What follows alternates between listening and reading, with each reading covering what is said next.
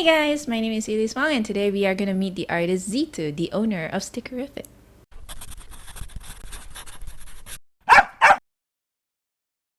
I am so excited for you guys to hear this talk because Szetoo is a co-owner of Stickerrific and she has opened a store which is dedicated to artists and journalists alike.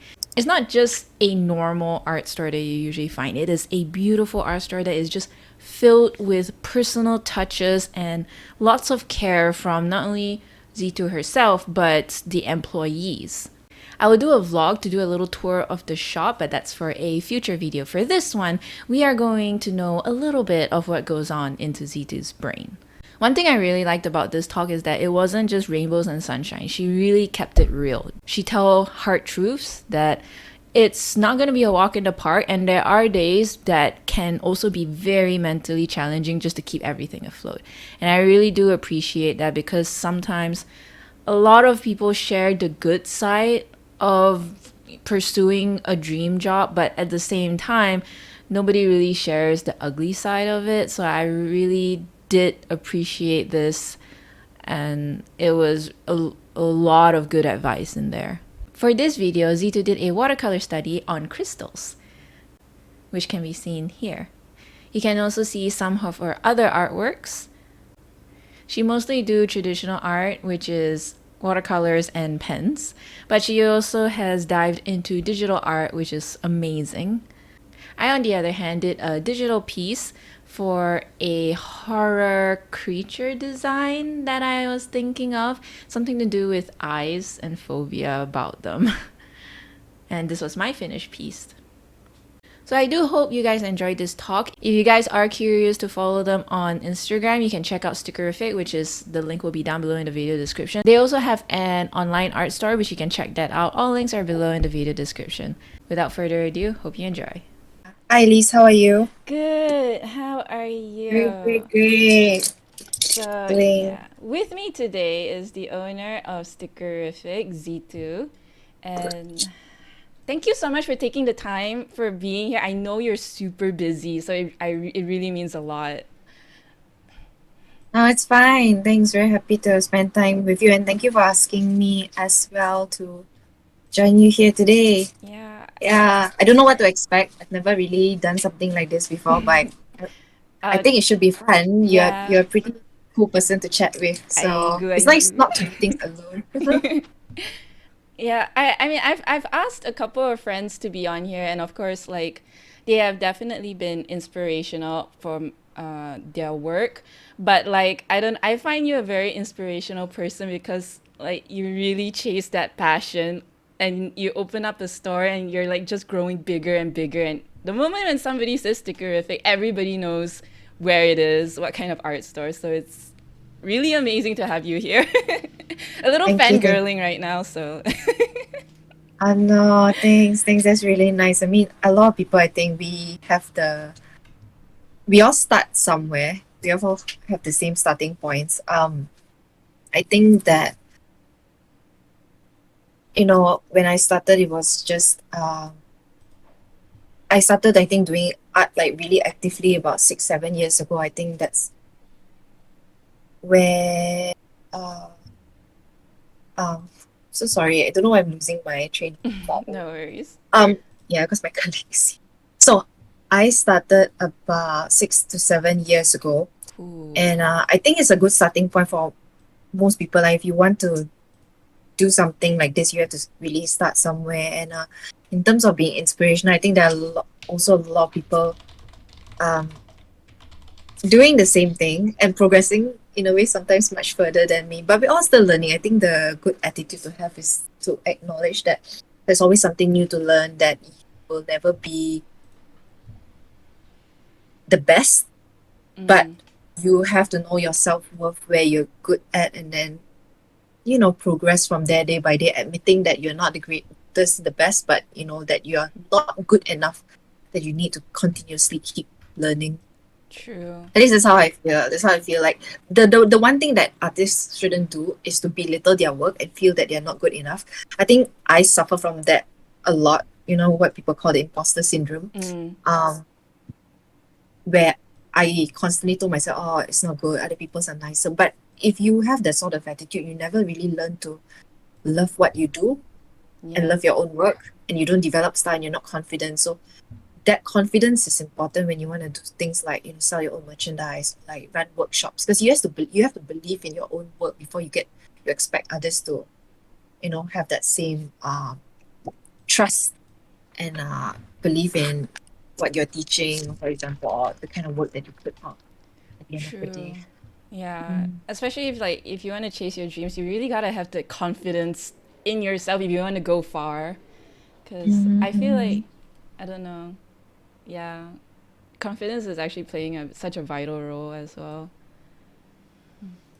It So is, it is, it is. Like, there are days where I feel, to be honest, before I start any artwork, my confidence is usually like right at the bottom of the book. But then I yeah. think as you progress and then you see that it's coming along and all that, then it starts to rise a little. And once you complete it, you're like, hey, not bad, I can do this. But that's like that's half of what I do. Like the other half I do feel crap. Like out of every 10 artworks I do, five actually, for example, never see the day of light. Mm. And those five are the ones that I'll start like 10-20%, I'll do the sketch, and then when I start putting color, I just don't like where this is going, and then I give up halfway.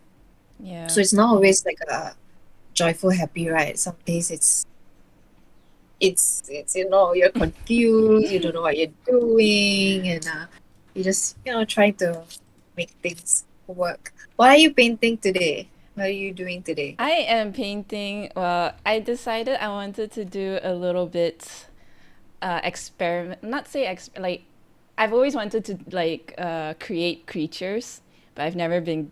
I never practiced enough, so I'm just giving myself prompts. And since October is coming up, I gave Yeah. myself the prompt of phobias.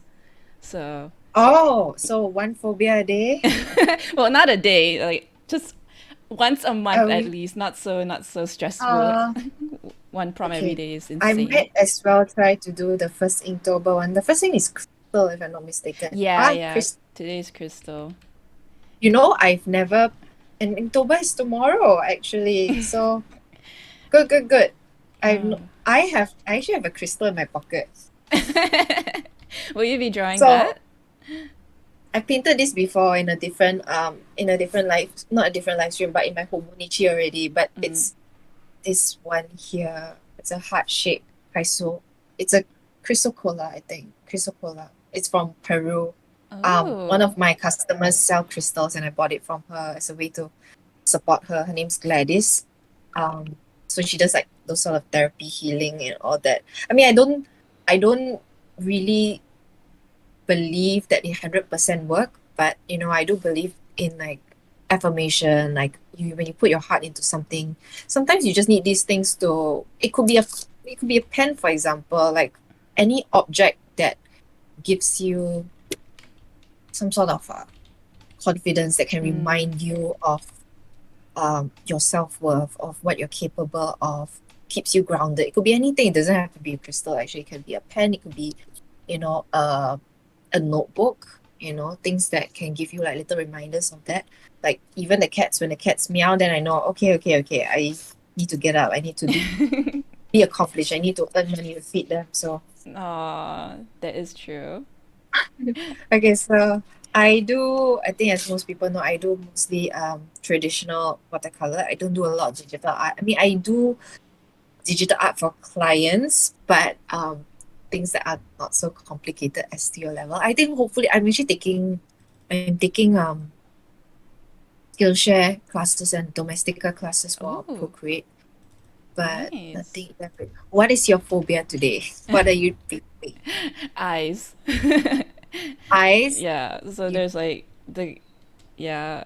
So he has no eyes on where your eyes supposed to be, but he has eyes supposed to everywhere be else. everywhere else. Yeah. Okay, that is a bit creepy. Yeah. Yes, I am hoping to make creepy ones. Before this, I actually for the month of September, I actually did underwater creatures. So Mm-hmm. I did I did this one. So I did See. this one, which was that. What else did I do? I did like a lionfish, and then after Uh-huh, that, uh-huh.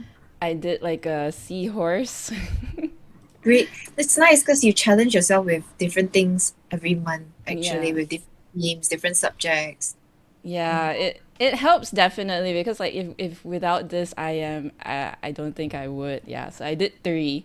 So yeah, I Mhm. decided like one prompt a month just to keep it casual because I don't think I'm not joining out Inktober this year because it's so Mm. tiring.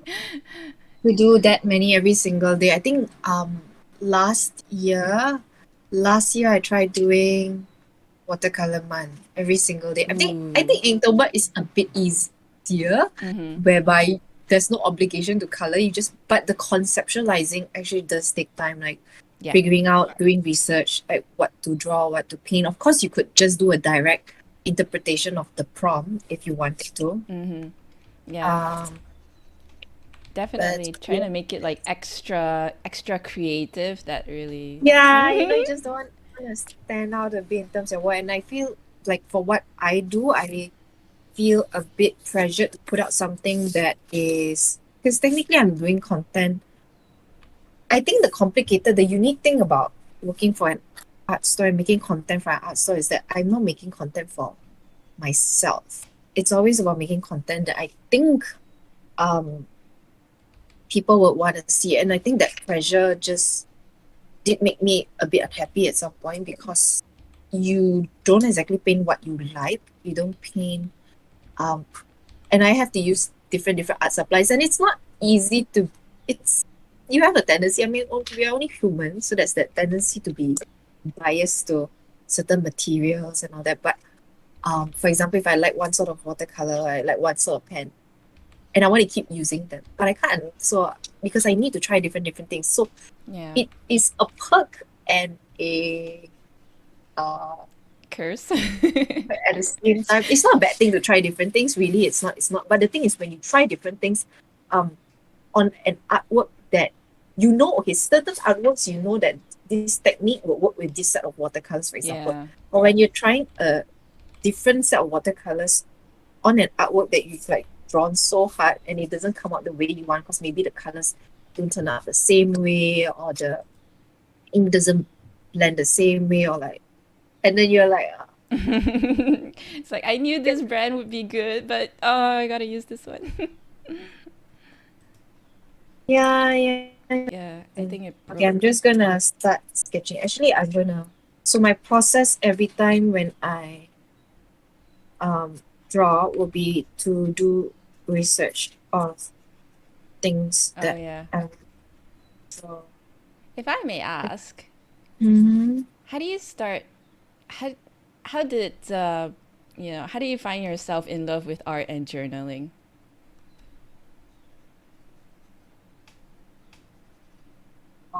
In love is a very No, journaling and not art. love. I feel are more. They're more like habits rather than um passions because Interesting. like for example, yeah, I know some people do it out of the love of it, like keeps them alive, Mm. makes them very joyful. Like, but for me, it's and you do it because it's what gives you purpose. I know your purpose is supposed to make you happy, but the thing is, it's not going to make you happy every day. Journaling is not going to make you happy every single day. There are days you journal because you're upset, Yeah. and what you're hoping it does for you is that it gives you some sort of relief. It doesn't necessarily. It makes you feel a little hurt, but it doesn't necessarily give you that same amount of dopamine that you know going for holiday would or um so sometimes it's more of like I guess since it's more therapeutic um and self-expression, Mm-hmm. for example, if there's something that you want to convey and you can't do it in words, that's when these things come in, like art really helps in that sense. But I do love the things that make me love art is actually unfortunately they're a bit materialistic, like new brushes, new paints. Those are the things that motivate and you have to use them because otherwise how are you gonna, you know, if you buy a an some art materials, you buy a set of art materials, the motivation to use them will be to True. paint. True. Otherwise, you can't get more. But I'm at the stage where I'm not really buying more actually. Uh, I get. Also because I work at art, so I get a lot of. Yes. I was gonna say, like, I guess that's what inspired you to open up an art store. No, actually, no, that was not the motivation at all. I think I've told this story like a million times, but here goes. I think when I started off, let me see Crystal Cookie. When I started out a long time ago, it was mainly because I was running a photography center back then. Um, and I used to be a wedding photographer actually, and one of the Wow. events that I did was an Easter event to um shoot pictures of kids for a photo booth. And because we needed to decorate the images after we printed them out, Mm-hmm. I brought in like a small batch of stickers. And then after the event I had so much stickers left over, I had no idea what to do. Um so I started this Instagram page called Stickerrific just to clear them off. So if you look back at the first 20 pictures on our Instagram page, it is awful. But yeah, it just at that time also my sister gave me a traveler's notebook for my birthday. And then coincidentally my hard drives were failing at that time, so I was printing a lot of images. Wow. So I decided to stick the pictures in the my travel journal. And then also add stickers to decorate. And that was basically how it came about actually. It was just something simple like that. People were like, "Oh, your journal is so nice. I want to buy the same journal as well." And then we started bringing in a few copies here and there, and yeah, eventually that's what it is today. That's very interesting. Just who So knew just like an oversupply of stickers has led to an open of a store called Stickerrific. that's why the name is Stickerrific. And actually, the reason why I want to try different stones. Okay, let's try with this one. I when so actually most of the things that you see here today are as a result of journaling. So when I was doing journaling, I was only in the beginning I was only sticking photos and writing. Mm-hmm. And then I realized that I wanted to draw as well to for create some like more diverse pages layouts in the book. So I started drawing and painting. So when I started drawing painting at that time, it was just mainly with color pencils. Mm-hmm. I used watercolor color pencils, and then um yeah, and then gradually I was using like pens from Daiso at that time, stickers, because in the beginning we didn't have all the different art supplies that you see today. Yeah. Mm, and then from there I started doing calligraphy after that, just to have like different like fonts in the notebook Yeah. um Fancy and then fonts. after that yeah, we started bringing basically more pens, and then I started with watercolor, I think in 2014. And the reason why I started watercolor was like just something fun. I think my first set when I bought when I was in 2014 was actually a Bancho watercolor set. It wasn't even proper watercolors. They were like, and then I got an a Winsor and Newton set from eBay, Wow. and then there was the 24 color set. It was a Hotman set. I still have that set until today. Man, Yeah. Bancho brings back memories. I guess a lot of people, start from there. Yeah, it was like Yeah. the brand What to about you? use. What was your first set? Yeah, my first set was, well, Banchos because, that's usually what kids use it at like Sekolah Rendah. Yeah. Then um a good friend of mine, she's Yeah. from Italy. She was like, Okay. "Oh, okay, I will." She was very nice because that time I haven't tried doing watercolor, so she actually bought me Winsor Newton and Aquarelle watercolor paper. and just fell in love with watercolor. It's really nice medium to do. When you start, how long ago did you start? For This watercolor, just like maybe 2 years ago only. was quite Yeah, recent. it's quite recent. So Mm, yeah, but mm. I have yet to try. Like especially now with Corona, definitely want to try plein air painting now. Going out, right? Because I think we're all stuck in home. Yeah. I think I had problems with like finding inspiration because most of the things that I paint, I think if you realize are mainly from my travels. Like Mm-hmm. when I was traveling, I would find like things to subjects to paint and all that. But now I have no choice but to resort to. I think I've exhausted all the things that I want to paint. So right now it's all just Google images. Yes.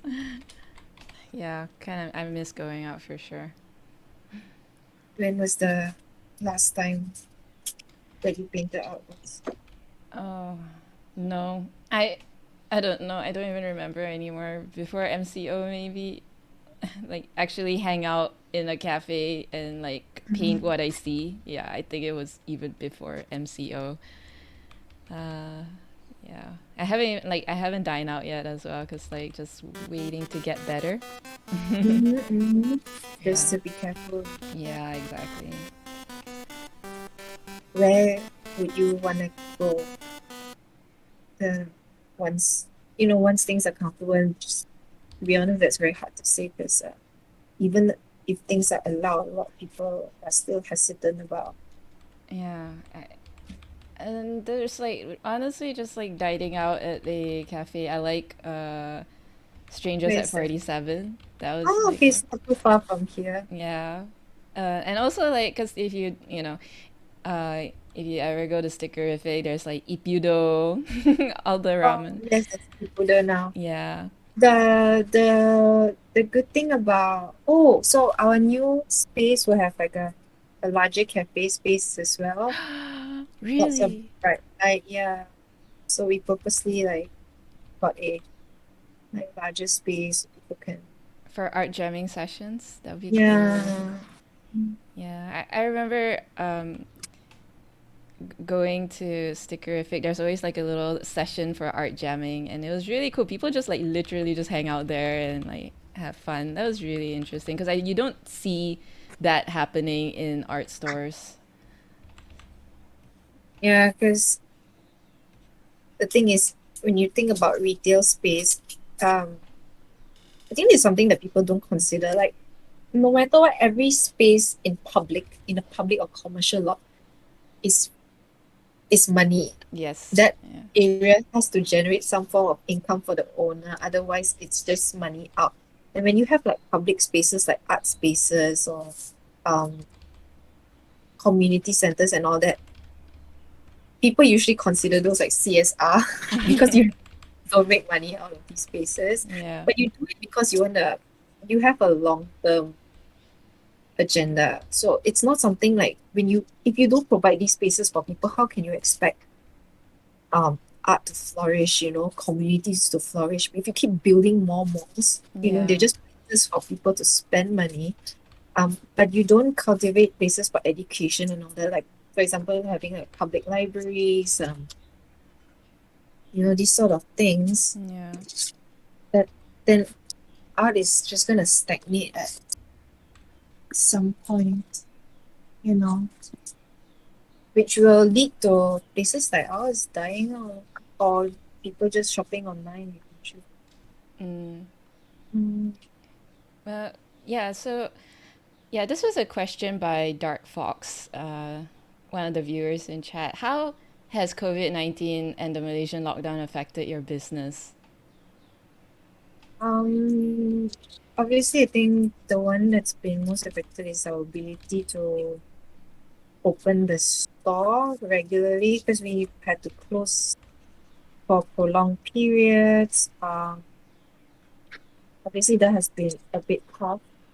Um, Even with the current situation, we were expecting to remove and reopen the store in June actually this year. But because we went into lockdown, for example, we went into lockdown on June 2nd. So we had to stop all forms of renovation then. Oh yeah, the Um, renovations. yeah, otherwise we could have moved much earlier. So we just resumed, I think, sometime last week. So yeah, um, it's we've been getting by. We've been getting by. Mm. Not the easiest, but we've continued to try to do more art things online. So in June,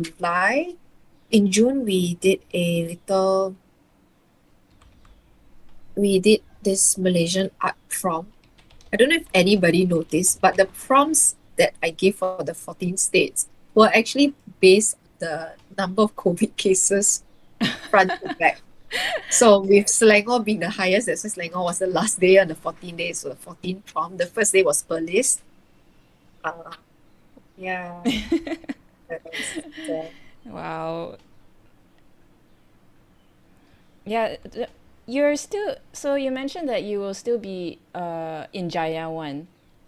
yeah, I was in Jaya one. Will it I think be? closer to it, we'll let you know the Uh, exact location, but yeah, it's a bigger store. It's a bigger store. It's on the ground floor actually, so it's the same. I guess the same floor as Starbucks. That floor, oh, near okay. the mic. Yeah. Oh, so And I guess in a way it'll also be much easier for people to find you. yeah, exactly. Exactly. You'll get like hopefully Yeah. less complaints Yes. about location. Location is still an issue. Sorry guys. But over the years as we expand thanks to your help, we can, afford to look for locations that are more accessible. Um, Yeah. yeah, but I think our worry now is, the cat's running out. So if you do come, please be careful and look down before you open the door. Yeah. Because our little friends are always looking for an Yes. escape. Stickerrific has cats in their store, so if you ever go there, not just for art supplies, you can always check out their little kitties. Super cute. Mhm. And I find it like before Corona, everybody can pet it, and then like the moment Corona happened, and then like we're not supposed to pet the kitties, and they're just starving Yeah. for love. Yeah. But the unfortunate thing is that cats can get coronavirus as well. Mm. Um, I've had a friend whose cat died of it. Oh The no. kind that spreads among animals because technically coronavirus did come from bats, Yeah. supposedly from the consumption of them. So obviously, if your cat gets it, you're not gonna eat your cat, so you'll be fine. Yeah. Doesn't spread through. It doesn't spread through human contact. But totally understand. Yeah, why you have to set all these guidelines as well. And so I don't know when y'all can touch them again, but probably not so soon. Yeah, be quite a while. Quite a while. When you opened, when you decided to open Stickerrific, did you have like fears and like I yeah. think the way we opened Stickerrific was very accidental. There was no intention to open.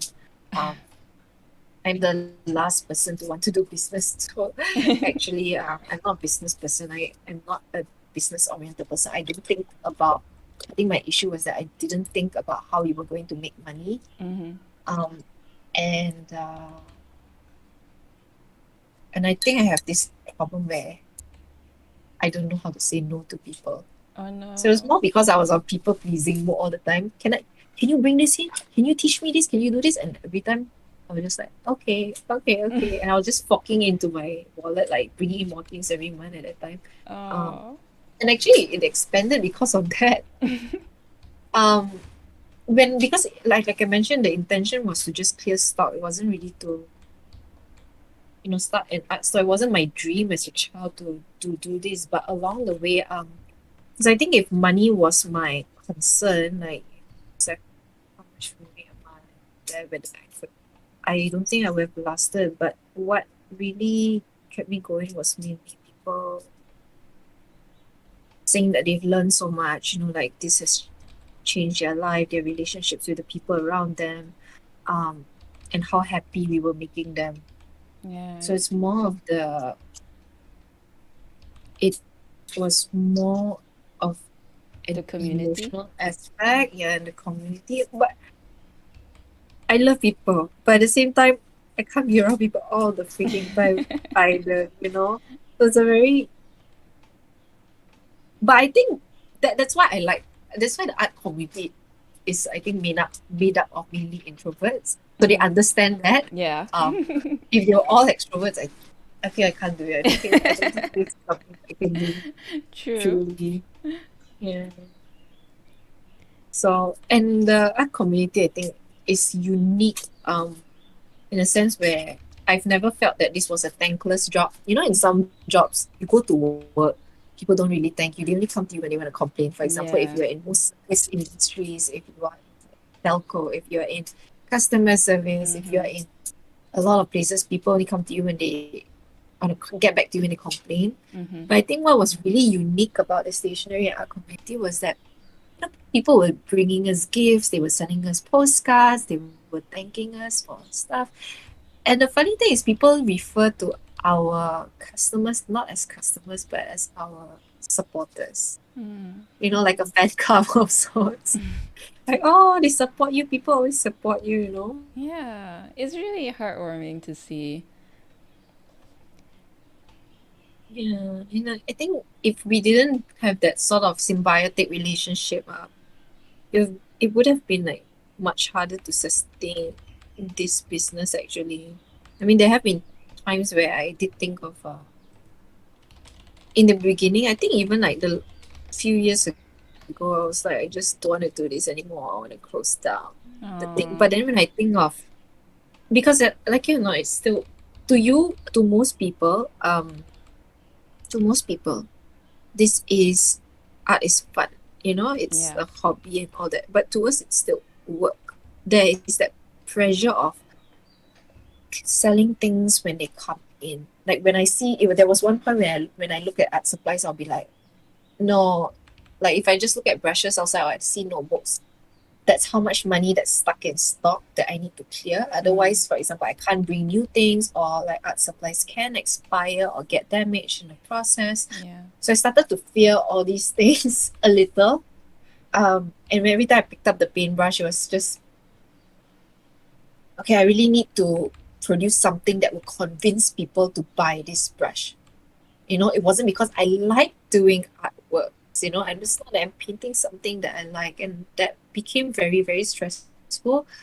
Especially when you have to think up of new things to draw and paint and shoot and post every day. I think if some of you have been following our page, you know that we post, sometimes we post like one post a day, but I try to post one every day, except weekends right now, because I felt that I needed to, balance and take care of my mental health a little. Yeah. But there were times I was putting out like 5 posts a day, 6 posts a day, and Yeah, up that's to like crazy. 30, 40 stories on Instagram. I mean, people like it, Yeah. I mean, um, before this, I thought you had a whole, like, at least a small, tiny marketing team, but then it was all you that was just one post. person Yeah, only. you're doing everything. So I do customer service, I do emails, I do the content, I do the postings, like live sessions, so I do conceptualizing, I do So what did you? Yeah, that I. cannot design also I do, and I'm so bad at design, to be honest. Guys, if anybody listening, I'm looking for a design intern to start when we are at our new place. So if, for example, like we want to come up with new stickers, designs, I can pass to this person to actually do the layouts and all that, work with the printers. Um, and then or you can help design stuff based on our direction. Like we want to do like little signages around the shop, like price tags, things that are very creative and all that. So if that's something that you think you want to do, you can drop us an email at stickerrific@gmail.com or just DM me. Yeah. So that's things that I want to do, because I realized that you do run out of ideas after a while. I Yeah. realized that year to year, I'm just doing the same things again and again and again. And unfortunately, I think being stuck in a lockdown, um, when you're not experiencing much, when you're not talking to a lot of people, because initially when we were able to speak to customers who came to the shop, I did get inspiration from like you, like fellow artists like you, when you give me feedback, you tell me things, or sometimes by talking to other people, I realize certain things myself. Mm. Um, you know, and I give myself ideas as well. So it's very important. That's why to talk to people and like with other creatives and because you never know where that might lead you actually, either in terms of collaboration or in terms of like idea generation, True. just to keep things. Yeah. Yeah, we're like constantly inspired by mostly like yeah, like you say, it's Um, like talking to other artists. It really does help with the creative process as well. you don't get ideas from just sitting in a room with your own thoughts. Mm. Sometimes you do, yes. If your thoughts are very dark, sometimes you might produce pieces that are provoking, Mm. and my people who might be going through the same thing as you can relate. Um, so sometimes that helps, sometimes that helps. But I think if you're looking for growth, something that's more positive and all that, uh, yeah, being around people does help. Being around people does. Like I Yeah. like people, but I also like my own space. I yes, I totally understand that. Mm. So this is a question by Jason. How long did it take before running the store that you felt comfortable or stable? Ah, sorry, come again. How long did it take before running the store that you felt comfortable or stable? I only started taking a salary 2 years ago. two Oh, years ago. Okay. wow. Before that, I was relying on workshops alone. Like if I Mm, did workshops, so the money will go to like the cats, and then after that, the rest to me. But everything else that we made after paying my team would go back into the business mm, to buy more stock and all that. I They say that there's that saying where if you can last 5 years in a business, yeah. you are safe or good. But I think that's not the case. I think a lot of people didn't expect COVID. And what has Yeah. happened was that you have businesses that are 5 years old, 10 years old, 20, 30 years old, Oh, closing yeah. their doors. And I think that's a scary thing that goes to show that you have to adapt with the times. Mm, I'm not the biggest fan of, I know it's ironic given that all my content is on social media, given that we have a decent size, I think it's a great size following on social media. But I actually don't like social media very much, the use of social media. Um, as the years go by, I realized that I social media is not great for me mentally because I don't know how to separate work from personal. mm, There's that tendency for me to take everything personal, which is not healthy at all, actually. Um, so if we get a bad comment or we get negative feedback, mm, I take it very, very personally. And before this year, I was actually doing everything on my own. So I do all the social media, I do all the artworks, and I still do all the packing for the online store as well. So can you imagine how exhausted I was at that time? Um, and so every little thing, the thing is when you're tired and not getting enough sleep, this is where sleep is very, very important. When you're not yeah. getting enough sleep, you get agitated and you get offended so easily, even though it might be something that's so minor, you know? Um, and I don't think the fault was in people. It's not the fault is not in people. It's sometimes your ability to separate um work and personal. Mm, You know, um, I had that issue for a very, very long time actually, whereby I just didn't know how to, and that was really affecting me a lot. I started to hate work. I just going to work, waking up in the morning was very uh problematic. I would just lie down in bed for a very long time, not wanting to get out of bed. Um, because as the store grows, you get more people. It's not that there. For example, when is this analogy when you have like when you have 10 customers, you might have one person who is problematic. You know, have your one unhappy customer. The problem could be from you. Okay, your service might be problematic. The product might have been problematic. The courier service might have been problematic or something. But if you have 100 customers and you have to deal with 10 customers, which is still 10% of the problem, 10% of the issue, 1 in 10 or 10 in 100. So you have 10 times more things to deal with. And that really, really exhausts me. And I was running on a, up to last year, August, we were running on a 3 people team. We only had 3 people. Do you know that? 3+1, 3 and 1 part-timer, inclusive, me, myself inclusive. Um, right now we have 6 of us. So we've essentially doubled during the pandemic. Yeah. How do you manage to get out of that negativity and try to handle it in a healthier way? Because like right now you are taking more precaution for your mental health. How do you manage to get yourself out of it? Okay, like June this year was very difficult for me. The June this year.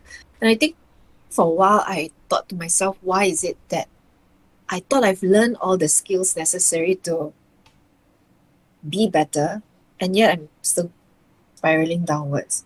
Am I going backwards? Am I not making any progress? I think sometimes we all go through that, even the best of us. Yeah. But I think I'm not somebody who's very embarrassed or shy to admit that, I go through just as much difficulties as the rest of you. I have gone through periods where I hated what I do. I hated the store.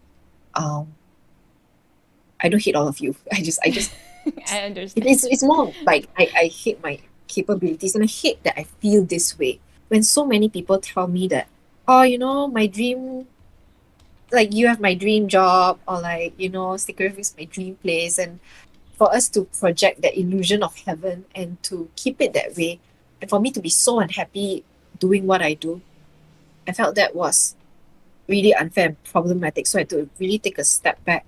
And I think the problem was I was just doing everything.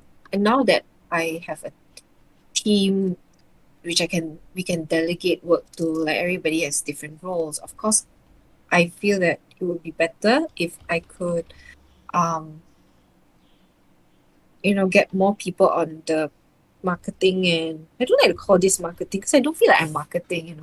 When I do all these artworks and trying to tell you this product is good, I feel like it's more like I'm sharing, with my friends. Like you guys are my friends. And um yeah. So okay, the things that I did, I'm not somebody who knows how to take breaks. I don't know what it means to self-reward. Um, the problem with me was that as the store grew bigger, I felt more and more obligated to stay at work later because I Yeah. felt that I didn't deserve all this success, and I felt that I needed to do more to show customers that I appreciated them. I needed to reply emails, even if they email me back at 11 at night, you know. Um, and that's where I didn't create a proper balance for myself. I didn't know what it meant. It was always about giving and giving and giving. And the problem is sometimes when people expect that level of giving, when you stop giving, they get taken aback. They're like, "Whoa, last time you can do this for me. Why can't you do it now?" Um, but I think with more awareness with mental health and all that, people are starting to understand. For example, if you don't reply after 6, if you don't reply on your weekends, we have gotten like criticisms where people are like, there are other people who reply immediately when we message them, don't you want our business and all that. you Wow. know i, I want my team and myself to be happy at doing what we do, because only then it will be uh, sustainable, right? uh, y- think about it. which other store is providing you. I'm not bragging, okay, um but really we don't have to do this. I don't have to do this. I don't have to sit down here and spend 4 hours to do a 30-second reel or a 1 minute reel, really, because that's how long it takes to, produce an artwork from start to finish for like a 1 minute time lapse. I don't need to do it, because doing that I realized doesn't sell me more pens or paint or paper. Really, it doesn't, or more notebooks. It doesn't, because at the end of the day, people are just going to find where it's cheaper, because a lot of that Malaysians especially do look at price. Mm-hmm. Um, you know, in this marketplace, it does seem that the only way to compete would be to be cheaper.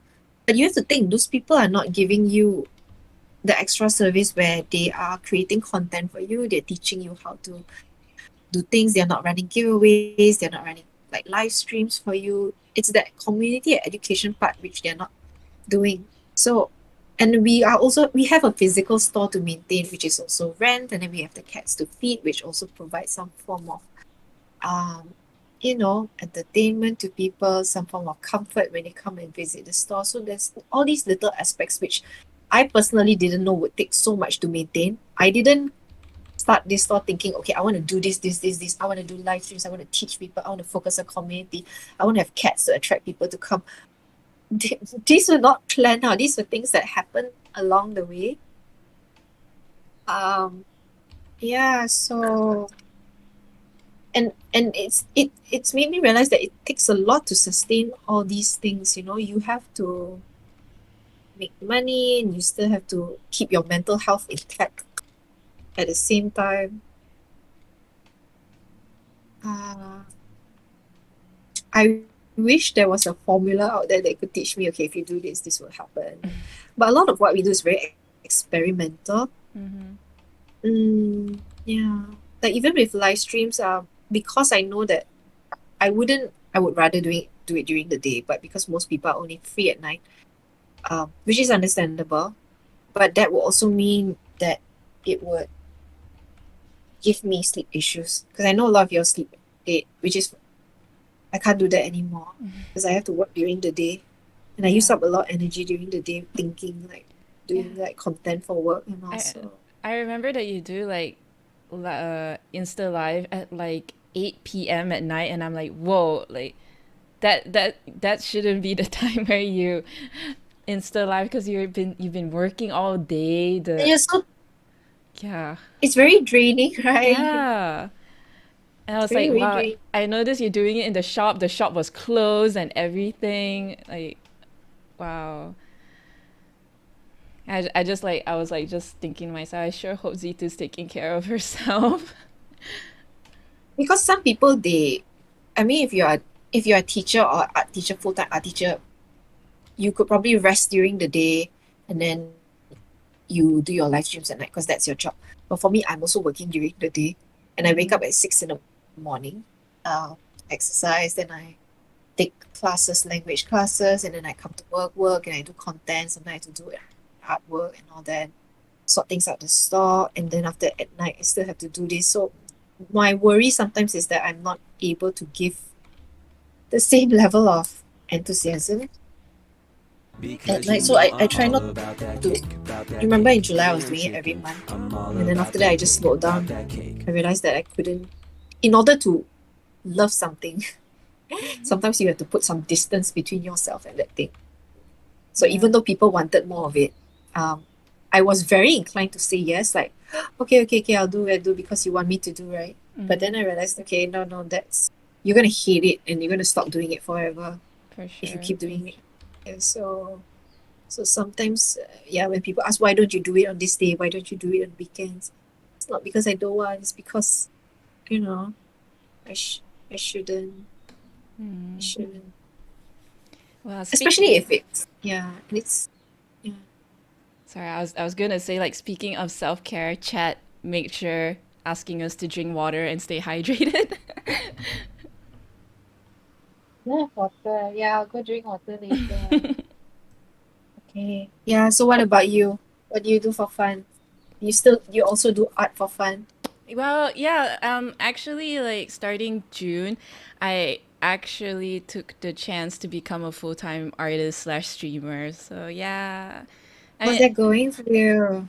I've been having fun, but like, I mean, it's kind of like what you said. Like I like the people because I've created my tiny little community here. But at the Mm-hmm. same time, it's also really, really tiring. So it's like, because I've never like talked to this many people so often before. Yeah, Yeah. how do you do it? How do you do it? Well, for the most part, I am so glad that these are not face to face people because that would be even more draining. Because, like, for me, it's like I'm talking to my webcam, so it's like less draining. I don't have to read their facial expression. It doesn't take that much mental work to try and figure it out. So, but yeah, during the weekend I cannot touch social media because I'm just so drained. Like it's kind of like what you say, like there is no formula. You really have to experiment. You have Mm-hmm. to figure out like how much interaction can I take, but it also kind of your stamina kind of grows after a while as well. So yeah, it's just trying to find the balance for that. And I guess in a way I kind of understand what you mean now, like how when people do go up to you and say that what you're doing is actually helping them and making them feel happy and making them feel like what you're doing makes their day a little happier, and I felt that Mm-hmm. is very touching.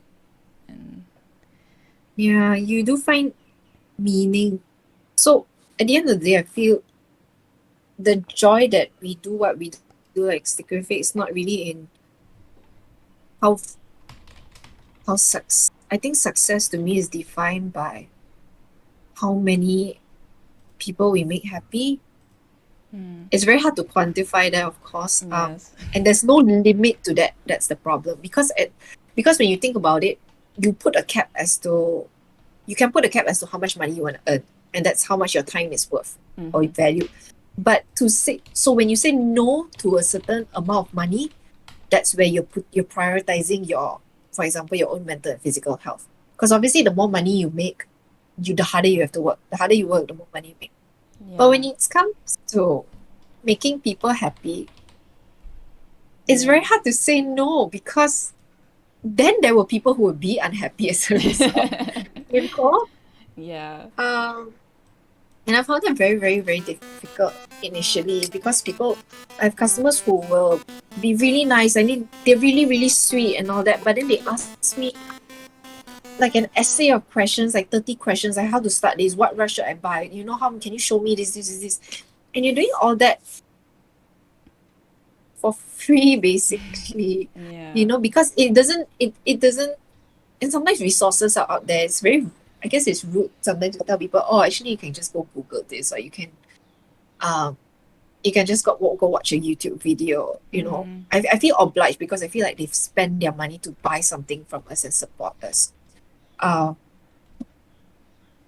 and I don't know how to say no sometimes. But I'm coming to realize that if I have to make sometimes one person unhappy, just to, it's for the greater good. Otherwise, sometimes that one person might exhaust me completely and I wouldn't have time or energy to give for other people.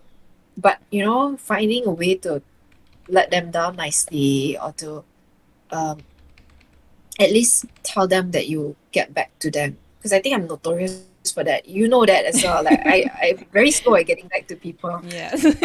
But then if you give me a date and commit, I'll be like, okay, okay, I'll show up. But then in the process, like there's just so much things going on, especially so in the store. So I'm always tied all over the place, and yeah, I don't focus very well as well. So Yeah, I was thinking though, like for all the common questions, do you not like can you like what chat Papa is also the suggests, yeah, the FAQ, FAQ. you know. I keep thinking I really should get down to that, but even that takes time actually. Because if I do that, that's gonna take at least like 1 or 2 weeks of me just sitting down and just doing it, and then there'll be no content on social media for 2 weeks. So as long as I have to keep doing content every single day and still run around the shop to doing stuff. I don't have that time to do that. So yes, it all boils down to delegating and probably Yes, hiring delegating. Like people. maybe get like somebody Who to wants look to do through. that for me? I can give you the content, like I can talk to you, like but you type it out as I'm like drawing, for example. Yeah. Yeah, I need like an assistant, I guess. Yeah. Like they can look Yeah. through old messages for those and then like at least type out some of them for now. Because sometimes I'll be like, hey, I've replied this before. And it took me like 30 minutes, 20 minutes to reply this. And if I type it out again, but then who did I say it to? And then I scroll for a while and I can't find it and it takes me too long to find that message. And then in the end I just uh it's okay lah, just type it out again lah. So Somebody from chat says, "Hi Zitu, I'm Sim from One Mic Stand in PJLA Cabaret. Last time wanted to say hi." hi Sim. Yes, yes, I know Sim. Hi, how are you? Long time no see. Oh god, even the performing arts industry has been very heavily affected by all this too. Well, we miss you guys. There hasn't been a lot of things going on. But yeah, same, we're moving out of this block of J1, so we won't be near the theatre anymore. Moving to nearer to Old Town actually. Nearer to Mm. Old Well, what what advice could you give other people who aspire to go after like art into the art industry?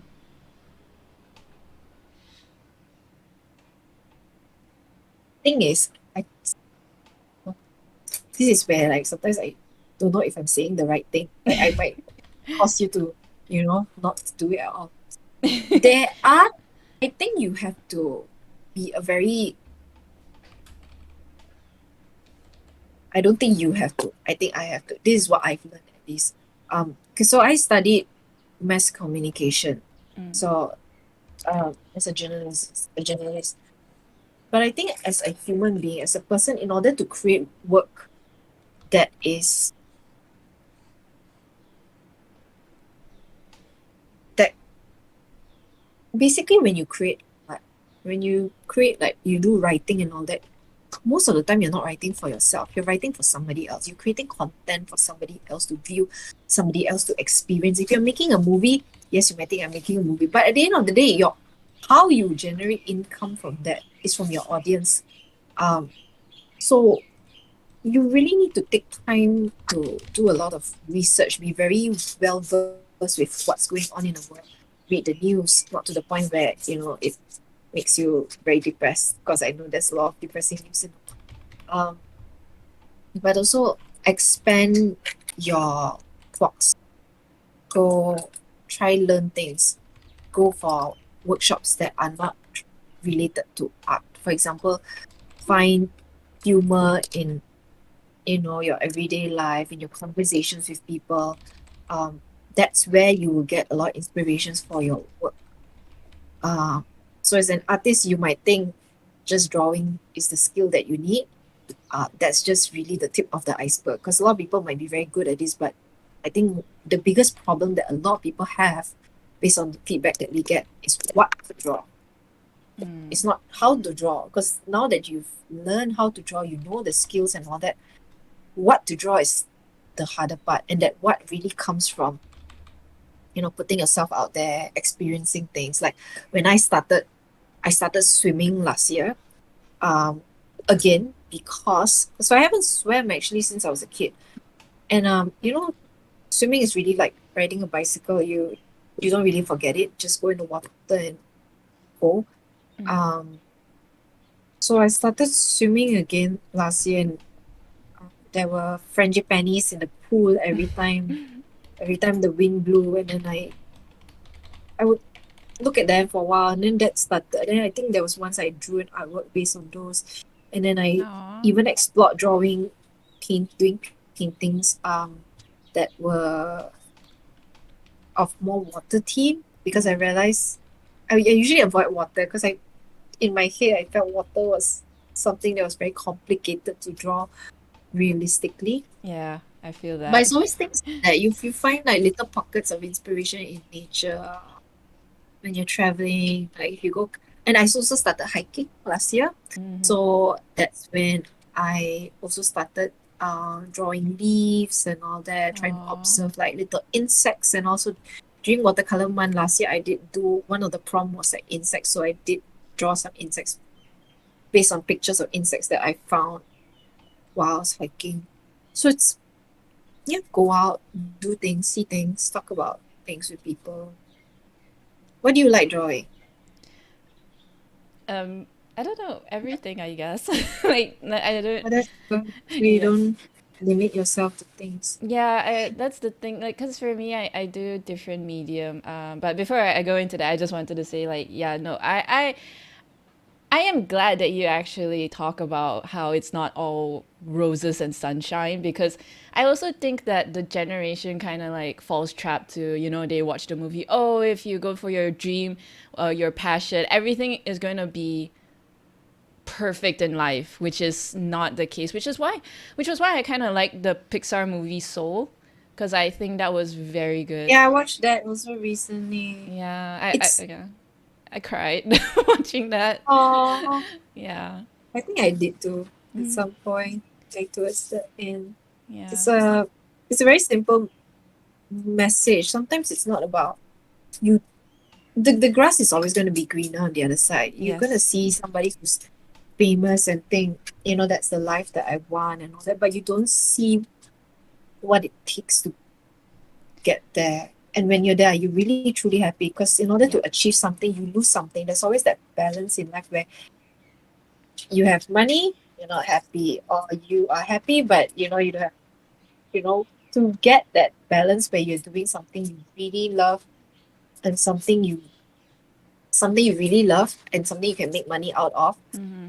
I wouldn't say it's rare, it's there, but there's only so much demand for something like that. Because Yeah. um, if everybody is doing that, for example, if everybody is just pursuing their art and selling art, then there's nobody, cleaning the streets. There's nobody Yeah. like making the watercolors that you use. There's nobody who is like in the food industry doing it. But I think it's more important to identify what you can do as a sometimes you do enjoy something more when it's kept as a hobby, Yeah. uh, Like, because yeah. that's your purpose, right? Like after work, um, that one thing you go back to. Mm.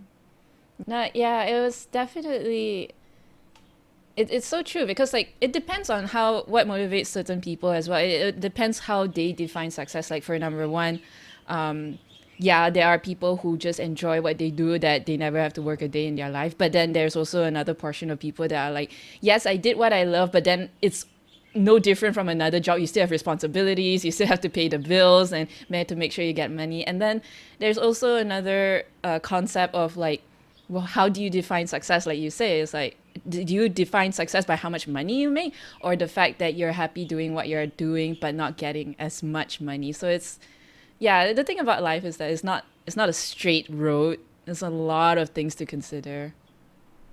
You might have like 1 million followers, but that doesn't translate to income actually. You know, people sometimes like your content, but because the Mm, people that likes your content, for example, maybe they're too young, they don't have their own money to spend, uh, or they generally just like you as a person, but maybe not the product that you endorse and all that. And that might not bring you money, and you might feel very frustrated after that because at the end of the day, who are you doing it for? Who are you doing it for? It's very hard. exactly. I can't to answer. Yeah, it definitely comes down to that. Like, yeah. But yeah, so for me, it was kind of like I do different mediums and Mm-hmm. that's how I always have something in mind to do because like oh there are like for example for digital I do humans because I'm so bad at humans when it comes to traditional because digital you get to like cheat a little Erase bit, yeah, you get to undo yeah. button and copy paste. So then like digital I usually go wild with fantasy and humans. And then usually like when it comes to watercolor I just love doing animals or acrylics also I like doing animals. And then Then I tried my hand on calligraphy since I found your store. It's like, oh yeah, Oh, I wanted to do all fancy, smancy fonts, and yeah. So it's like for me, there's like always something to do. So for me personally, I never had to deal with that. I was fortunate in that sense. I am motivated by a lot of things. actually, despite this being locked down, I mean, despite our life the last 2 years, I've actually learned a lot more new things than I ever have in the last, I think, 6 years of doing Stickerrific. Of course, Stickerrific, I've learned a lot of things. I've learned um, social skills, like learning to talk to people, which is something that I was really bad at talking to people. I mean, despite me being okay, number one, working in the store, and I also used to be a photographer. But usually those interactions are very short because you're like, even as a photographer, okay, everybody stand together, we're gonna shoot, smile. It's usually more like directing people, and they're not, and they're people that you see for a wedding. It's usually just one day of their life, maybe for the consultation, and then delivering the images, and then on the day of their wedding itself, that's all that interaction that you have with them. It's not deep, their clients. But when it comes to a store, especially a stationery store, the unique thing is that people keep coming back. People keep coming back to you. People keep asking you questions, and over time, you do develop a friendship with them. And it's not just with one person; it's so many people. So you have to remember everybody's names. You have to remember what everybody likes. You have to, Now I'm so bad at uh, names. all right. And as the store grows, the ability to maintain these sort of intimate relationships become lost. Which is why you don't expect the CEO of a company or manager of a company to go down to a chain store and like be all chummy with people. It's just impossible. That's gonna burn him out. So Yeah. there are some things that you have to know. You have to prioritize again. Are you Oh no, the connection. envisioning Okay. going large, right? And trying to make more money, you're going to lose that connection that you have. And what drives you? Is it the money or the connections? But sometimes people become blindsided by money. That's the thing. Yeah. Because that's what is expected of you. That's what success is defined. People Yeah. don't define success by how many friends you have. People define by how much money you have to back in the bank account. Yes. Very true. Very true. Mm. I guess for me also for the longest time also I was like, oh, I feel like it's expected that if you want to try and do art full time, you have to at least make a profit and stuff like that. But then like, are you even happy doing what you're doing now? But even though you made enough money, it's I kind think of there's hard. that sad sorry. It's Yeah. the sad connotation that artists shouldn't be making money from art. Yeah. You should be doing this because you love it. So therefore, give me free art. You Yeah. know, Mm, like why not? I don't understand that. And I think for us what we've been trying to fight for as well is that you can do something you love and be smart about it and make money out of it. yeah. This is why I don't believe that people should you all should value yourself and charge for things and all that. Like, come on, no doctor is going to do a free live stream like this, like giving free advice, Yes. right? Yes. How come we have to do it for free? I don't understand that bit. Nobody's going to talk about, like, every consultation, the moment you just walk in for 5 minutes, $30, $50, Yes. $80. But then here we are, like, giving up all our,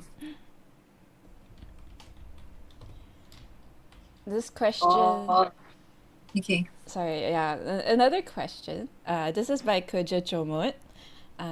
What do you find different between digital and traditional? I find Sorry, a little different bit of segue there. thing. Um, how do I say? I think I treat digital more like how I treat gouache. 'Cause I'm a bit scared to use gouache, so I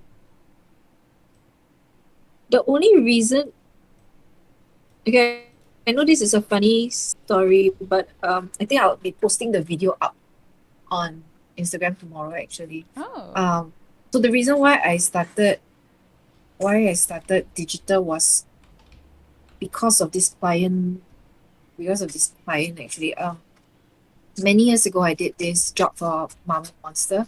It okay. was a 30 day campaign. Like every day I would put up artworks of Malay of artworks of people Mm-hmm. and different ways to eat Mummy Monster. For example, so it could be in a salad, it could be like on top of like ice cream, it could be like in your on top of your rice, so that sort of thing. And then after that, the agency asked me if I could do another different campaign for Lipton, Mm-hmm. and then they and then I'm like, yeah, sure, sure, sure. So it was for their Teh Tarik Day, which they were launching that year.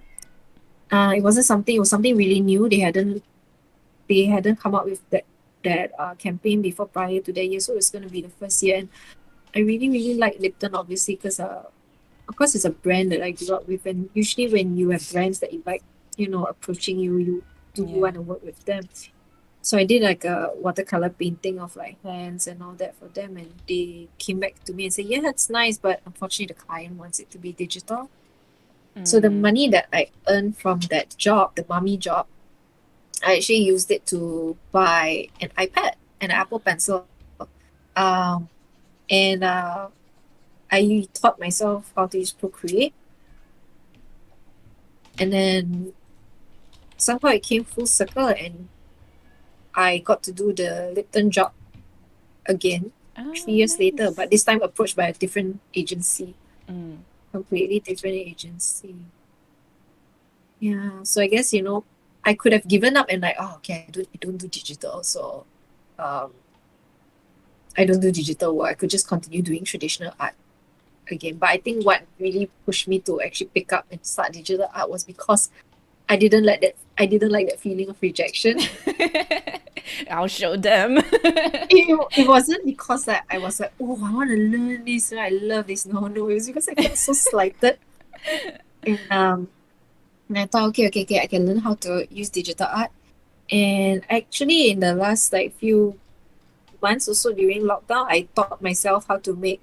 It's not great, okay, it's not great, but it's something like how to do gifs and all that. Even though they were ugly, but you start somewhere. Like Mm-hmm. my digital art now is like not that great, but compared to, for example, you, but No, everybody starts somewhere. Even when it comes to watercolor or journaling or whatever, if it's not, you start somewhere, so and then you get there eventually where you want to get to. So true. uh people shouldn't be afraid of learning. Like you can learn at any age. Like if I had the mindset whereby 20-year-olds and 19-year-olds can do digital art way better than me, which is the truth, um that's gonna stop me from learning a lot. But I think I get inspired by our own customers because um a lot of our customers are actually, we cater to a very unique clientele whereby, so we have a lot of people who are in their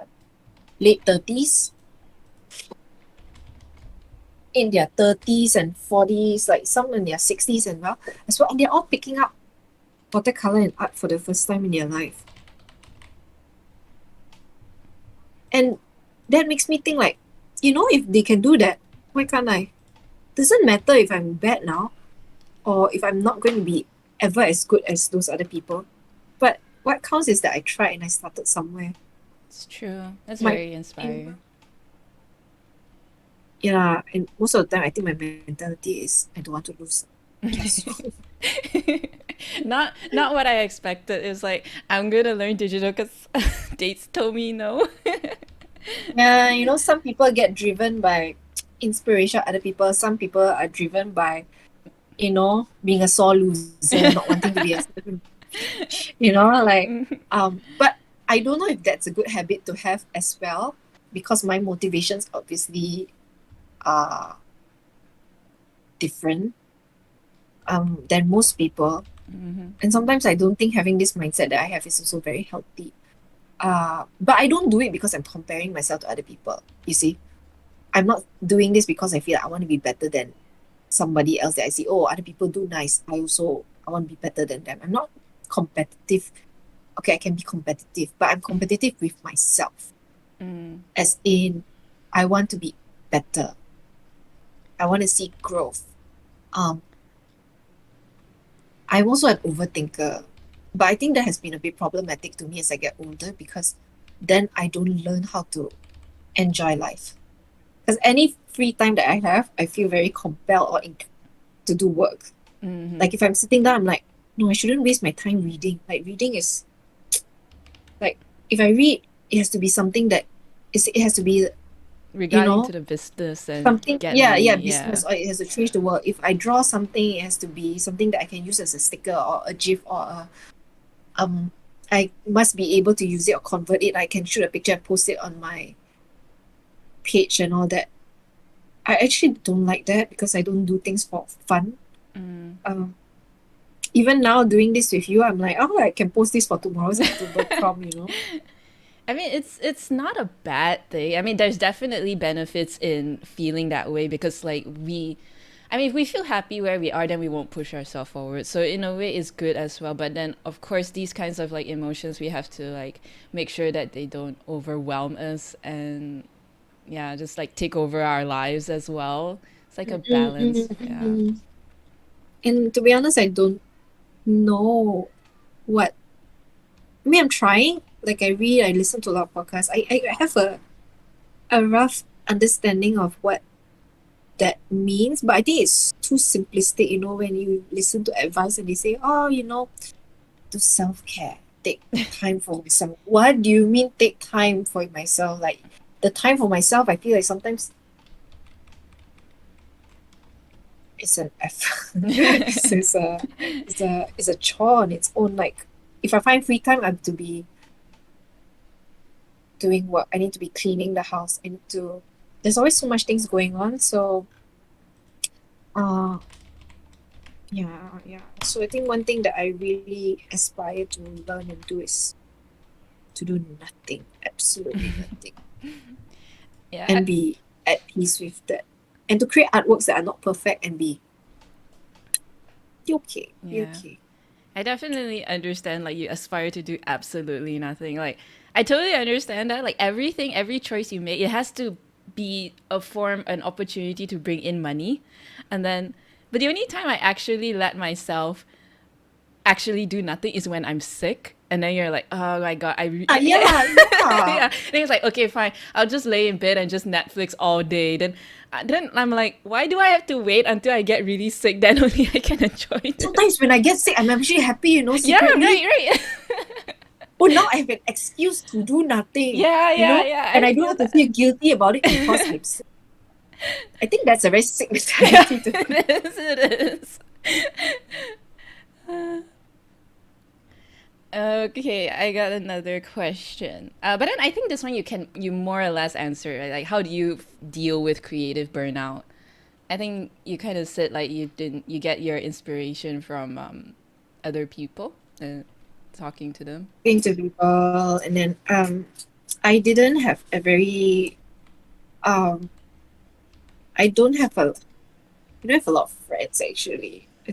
Yeah, to be honest, I don't really have a lot of friends. I keep to myself a lot. And I Mm, think one of them, of course, this is a mistake in hindsight, but given the nature of my personality as well, I lost touch with a lot of my friends. I didn't maintain most of my friendships from school or from college and all that. And I think in the last few years, I used work as an excuse to not go for meetups, to not go for friends' weddings, to not do every time like people would invite me for something, I'd be like, no, I have to work late. I have to work. But really, like when you think about it now, was it all that important?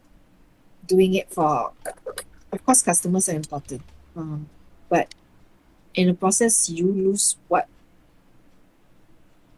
is important to you later on down with, like it or not. Friendships, all that are investments that you have to continuously make. You can't expect people to still be there for you yeah. 5 years down the road when you've been neglecting them all this while. And that's something that I've come to realize and accept. But so I have a few friends, one or two close friends that I've made through the store actually, and I think for the first time I realized how important it is to have a close friend group, especially a female friend group that's supportive, who understands what you're going through, who can talk to you about things like cooking, gardening, basic lifestyles, to check on each other and all. And even these groups actually hold each other accountable. So actually I was thinking it would be nice actually to have a journaling group. I wanted to start a Discord on Stickerrific actually. A Discord for Stickerrific, because I've seen how Comic Fiesta does it, and it's actually quite really cool to see people commenting about different things. But emotionally and mentally I am not there to moderate it, so I don't know how that's gonna go. Yeah, I don't know. I feel like you got your hands super full with Instagram already. Like Discord, Unless somebody yeah. else wants to. Yeah, it's a whole different world over there. So. I mean, if you have people who would like to voluntarily mod, and to be honest, like in a way, Discord is its own community. Like, if your community is big enough and everybody wants to interact with each other, technically you don't need to control the situation. Like everybody will just like talk among each other. But yeah, you Mhm. definitely need mods in case somebody doesn't act so nice to other people and stuff like that. But Yeah, just things like that. But I think generally it's rather people are quite nice to each other. I hope. I mean, you can't stop people from talking about you, but I hope that we've been, for example, relatively drama free. Try not to engage in anything. I try to do like just my own thing. I know like things happen and all that, yeah, um, but I try to. I don't. I personally don't. I don't like gossip. I just don't like gossip. Just don't like talking about other people. I feel like if I have something to complain about somebody else, I just need to look at myself. I don't know. I find a lot of faults with myself to even find faults with other people Aww. to begin with.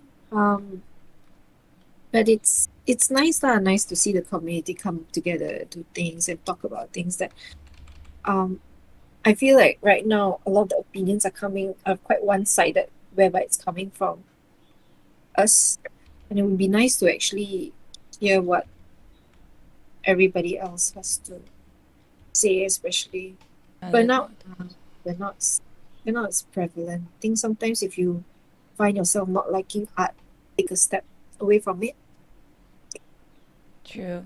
You come back and start again, you will have more appreciation for it. I think from experience that has always happened for me. Um, don't On one hand, people say make it a habit, do it every day, regardless. Because sometimes when you just stop doing it, you just lose it, and there are people who never get back into it. Yep. Um, so maybe if you want to take some time off, go ahead, but not too long. Like give yourself a few days, go out, talk to people again. Like you need to make initiatives to intentionally get back into it, Yeah. rather than just let go of something and wait for a miracle to happen. Um, yeah, that doesn't happen actually. Yeah, so that question was by Killmaces. And now we have another question by Meow Chatter. And Meow Chatter say, Hi Z2. So far you do touch on Stickerrific's life. How about your personal life that has been impacted with the store's busy managed engagement so far throughout your 3 years? Sorry to touch on the sensitivity. So we've been around for 8 years. Uh, if you want a personal life, don't run a shop. Don't open a shop. Like I said, there are sacrifices to be made when it comes to you work a 9 to 5, you have your weekends off, you have your friends, you have your you can spend time with family, you can go places, but you might not. This is not absolute, okay? You might not have a very fulfilling job. You might not like what you do so much, but you get a freedom time and that. Which is why sometimes I feel very difficult to complain. I feel very ungrateful to be complaining about this. Like, yes, I have a job um that is on the receiving end of gratitude. Like we get a lot of thankful customers. but we have a lot of long hours. Um, we work, we're very tired, but it's not the kind of tired that you feel this sucks, you hate what you do and all that. It's more like you're just really Physically. worn out and tired. But Yeah. it's the kind where you feel motivated enough to come to work the next day and do it all over again. Mm-hmm. But after a while you do question, like, where is this going? What is the meaning of your life? Is this all I'm going to do? It's very easy to fall into trap of repeatedly doing what you do, getting into the motion of things, even if it's as something as creative as an art store, because it actually requires a lot of energy to think of what to keep doing. Otherwise, you'll just keep doing the same thing again and again. Yeah. And it's gonna be no different than a factory job. Like churning out artworks, it's it becomes monotonous after a day, after a while, especially like if you don't have like because everybody has a different role, colleagues do different, everybody does different things. Like I'm sure they at some point might feel uh dissatisfied or burnout. So that's why we try to keep a lot of things going in the store. So back then we will have like even all my colleagues, we get to join like different workshops from different instructors. I was hoping that, one day we could all take a company trip and go to Japan all together and we could visit like Aww. sushi stores and all that. Um we also tried to run like different events and all that so we could all get involved in different things. Uh, that we create samples for the store. But personal life, I have to admit, even like my parents, they will have to come to the store to visit Oh. me sometimes because I'm just so tired or busy to go back home. It's not that even when I have off days, admittedly, I don't even feel like meeting anybody or seeing family because you've already spent 6 days a week. Because back then we were open every day except Monday, right? Mm-hmm. Before the pandemic. It's not that I felt guilty not wanting to go back to visit my parents, but it's because I had just talk to people 6 days a week and you're just so exhausted that you just need that one day for yourself Yeah. sometimes. Yeah. Totally But I understand. think, yeah. So I don't know. Don't get me wrong, I like what I do, I really do. But again, there's always gonna be some sacrifices. Um, Yeah. and there's no point like regretting or thinking, oh, I could have had a very different life if I continued doing something else or if I tried something else. Like, would I rather, for example, travel the world, like travel, have a job that takes me places, meet a lot of people, but I might lack that sort of, I don't know, stability, I guess. I wouldn't say that this job is very stable either. The thing about business is that you don't stop. You cannot stop. You have to keep the momentum going. Yeah. Once you stop, the business might go down with you. That's something that I've learned actually. And so sometimes if you're tired, you just have to keep it up. Mm. I am glad though that you're like learning to take care of yourself and hopefully trust other people to delegate more. I think trusting other people,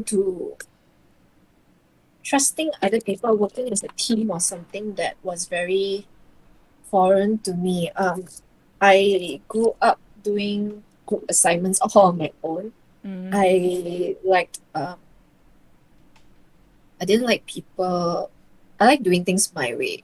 And I always felt that if people touch my things, they're just gonna screw things up or they're never gonna put as much dedication and love Yeah, into something I compared to kind of you. And figured. Yeah. there is some truth to that. There is some truth to that. But you think about it, if I'm just doing things alone, I can make what 10 people happy because maybe that's the amount of energy that I have to talk to people and pack parcels in a day. Mm-hmm. But if I had 6 people in my team, 5 other people in my team who might not do as good as a job as me, but they can potentially make 30 or 40 people happier, which is like so much more than one person can do. Um, so sometimes it really is about lowering your expectations,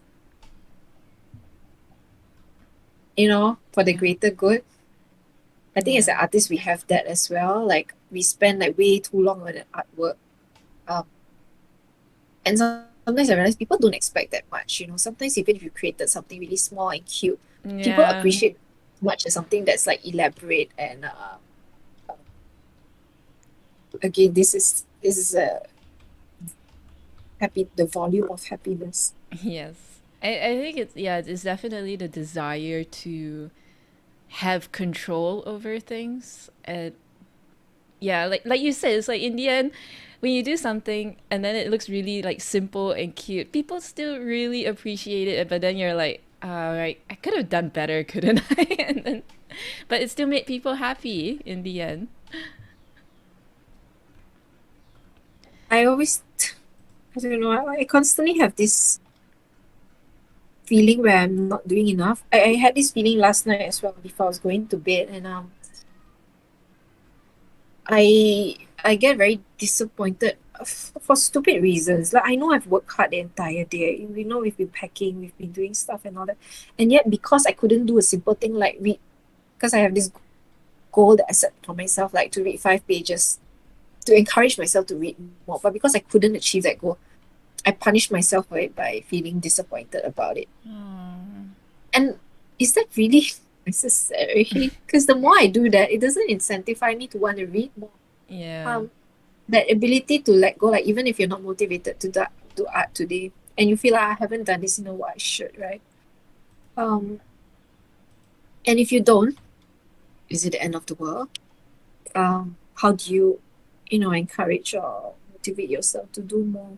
I think sometimes doing things like being part of a community helps. Mm-hmm. Because like I said, some people are kiasu one mah. They see other people do, they also want to do. So people like would really benefit from that. Of course, you don't have not everybody's like that. Like some people have, they need different sort of encouragements or motivation. Some people say that coming to the store and seeing painting with other people helps them. Mm-hmm. So sometimes you doing live streams and all that is a good thing because people who want to do the same and have somebody to talk to them while they do it or True. paint along. You're helping other people in the process as Yeah. well. And it's really interesting because like you don't what you're doing, you don't think you'll help anybody because you're just doing you, and then after that, people will tell you like, oh, you know what you've been doing, it really helps, and you're like, oh wow, did it? Oh, okay, good. I'm glad. This is where, guys, if you're listening to this, right, don't hesitate to give you. Oh no, I think wait, hello, the connection. Did we lose Z2? Always have that confidence in what we do, and that Wait, motivates sorry, us. sorry, Or simple. Z2. You have to start over because the connection took off all your Oh important no. information when you were gonna tell us something really important. Oh no. Okay, where did I stop? So I said that it's important to give feedback and give praise where due. Mm. This is something I realized that Malaysians, right, y'all like something y'all don't say one, you know. Yeah. And it's actually really important to. I mean, it doesn't take a lot. Like just telling somebody, "Hey, I really enjoyed what you do." Hey, and then makes so much of a difference. Like we do get them. Not all the time, but sometimes in a week when we're having a difficult week and the customer tells us, like I like the content you put out. This has really helped me, and you tell us how it's helped you. For example, let's say I think there was a few cases actually. Actually, there was a few cases where somebody had a parent pass away on them. Uh, Oh no. and they said that they turned to art, like doing art as a way to cope, or this was something that they like doing with their mom or dad previously, and Aww. so uh, and they want to pass it down, for example, to their children and all that. So I really, really enjoy stories like that, and these are the little things that keep us motivated to do what we do. It's not you buying us stuff, it's sometimes that feedback. It's just the same like when you buy stuff from us and you get that little note from us. Yeah. You telling us back nice things is that little note that we need, as Mm. well. Yeah. Uh, yeah, so sometimes people don't see the value of a compliment. Like I try to compliment people whenever possible, like even like if it's at the supermarket or if like a salesperson is taking time to like give me advice about something. Yeah, things like that. Yeah, like, yeah, it's very, like, people will be surprised just how one compliment can actually make people make their day so much better. Mm. Indeed, indeed. Meow So, Chatter say, remember you mentioned something that reminded your granny, like, bag with hand sewing? That touches. Like, well, oh, yeah. So like adding little touches to items and to make it a bit more personal. I, Winbu asked, "Do you have Twitch?" I don't think you have Twitch, right? Because you don't live stream. only no only time, yeah. no time. Only Instagram, Winbu. Only Instagram. I can do a live stream, but of like the cat sleeping. Like if you just want to watch them 20, what they do like 10 during shop hours, which is not much. You're just like lying down there and Well, you'll be surprised. There's Twitch actually has live streams just for animals being animals, doing nothing or doing sleeping. nothing. I realized Yeah, there was like one people was just like some guy sleeping like for 42 hours. Like he just streamed himself sleeping and people just yeah. watch that. Pretty much. Yeah. Uh, no, I don't think I have a career because my watch is like telling me you've been sitting down too long. Please get up and walk. Yes. I think as artist as well, I don't know about you, I wouldn't call myself an artist lah. I'm not artist. I'm just like working for the shop. But I have developed a lot of uh back issues, Ah. health issues related to art as well. So like neck pains. I actually spent quite a Mm-mm. bit on Cairo like earlier this year, but then I realized it wasn't because of the sitting alone. It was because of the anxiety and stress as well. Yeah. So I started getting a lot of panic attacks. See, I just need to think about stress only. I just need to think about what I need to do later. And my shoulder here starts throbbing. Oh no. Um, I don't like it, but it is what it is. And then I always have like a pack of I always have a pack. Where's my tiger? My tiger balm. Yeah, but I have like things like that around in the shop, like just to put and all that. I was like so reliant on them at some point. Mm-hmm. Uh, Not so much now, but because the moving is giving me a lot of stress, so it's coming back. So I know it's stress induced because initially I thought it was posture, which could be the case also. I don't really have the best posture. But yeah, so make sure to when you're doing all these, like get up, walk. Yeah, especially like when you get so engrossed in it and then you just don't want to move. Yeah, I have problems around like the shoulders, the neck, and the spine. Really, like like you don't move it and then it feels so stiff for that. Yeah. No. Your crystal is looking so good, by the way. Does it look real? I don't know. Yeah, I, Like I really love how the colors are blending in there. It's looking so I've good. never done this before, so a lot of times it's really if I'm being honest, most of the things that I paint on Instagram or that you see on our feed, I'm painting them for the first time. Like I've never painted them before. I usually don't do trial versions of them. I just look at the thing and try to use logic to I guess unravel it. Like, okay, maybe this comes first, this comes first, this comes first. Well, it kind of sounds to me that you really kind of let go of the fear of messing up, right? Like you're doing it for the first time and you're okay if it comes out good or not good. That is, And actually it takes a long time to get to that stage. yeah. Because when you start, there's always gonna be fear. I'm not gonna say that I don't have that fear at all. To be honest, I do have that fear a lot actually. Because I know it's a if okay, so here's my mentality. If I'm doing a piece of artwork for Instagram, I cannot screw it up because if I screw it up, that's 4 days, 4 hours of my day gone. And it's not like I can do this again tomorrow because tomorrow I have to do something else. So I really have that one shot mentality. So I put that pressure on myself that no matter what, you need to make sure this works, man. Regardless. And I hate that sometimes. I hate that because it means that I'm not doing it for fun. Yeah. Mm, I'm doing this to, make sure that, yeah. But it's okay. So far, it's okay. It has worked, I suppose, in my favor. I yeah, I Because definitely I'll do, feel. mm, Yeah, sorry, go on. no, because I'll do things and I realize, can not bad. Mhm. I definitely feel like the anxiety that you to get everything perfect, especially on stream, right? You want to make sure everything goes smoothly, everything's like professionally done. But I don't know. I feel like whenever like my Dark Fox is my boyfriend, Uh-huh. and the people in chat, they actually like the fact that if things doesn't turn out perfect or you did do a mistake, they actually like it even more because like you are human and you're not like some perfect human being out there, and it kind of humanizes it and they can like relate like, oh, like I feel that too. True, true.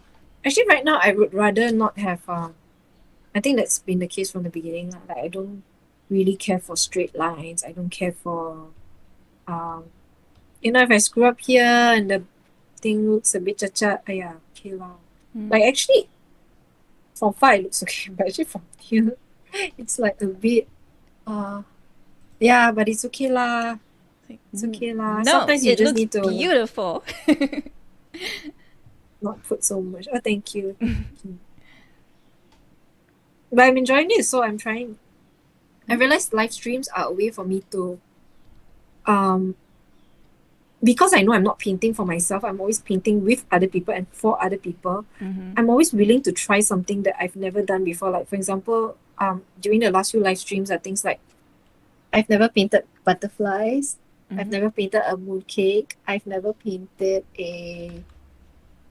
strangely, I've never painted a rose also, Oh, before. that's quite surprising. Yeah, I mean, I painted other flowers like peonies like once, but so it was actually a good opportunity for me to, try something new and different. Like if I screw up, oh please don't let me screw up. Just okay lah. It's just 70 people watching. So how many people do you usually get? Actually, how many people is here? Not that much. So yeah, like, Okay. you say 70 and I'm like, oh yeah, yeah, sure, sure, for Instagram live on Stickerrific here. Eh. No, no, no, no. Actually, like less people because in the beginning when there was less people, I felt less pressure. But then, as you go by and you have like a bigger audience, Mm-hmm. yes, you might think it's a good thing, but I feel very stressed. I don't know. Yeah, I get that. I'm a Like, very yeah. it's kind of I have funny. this huge fear of becoming popular. Actually, Yeah. It's like, when you first start, like, oh, I want to have so many viewers. Oh my God, it's going to be so great. And then, I mean, when it gets really, the bigger it gets, the more anxiety inducing it is. Or you also feel like, okay, I already got this many people today. I have to put in extra work to maintain the view. Like, there's so much pressure correct, correct. involved.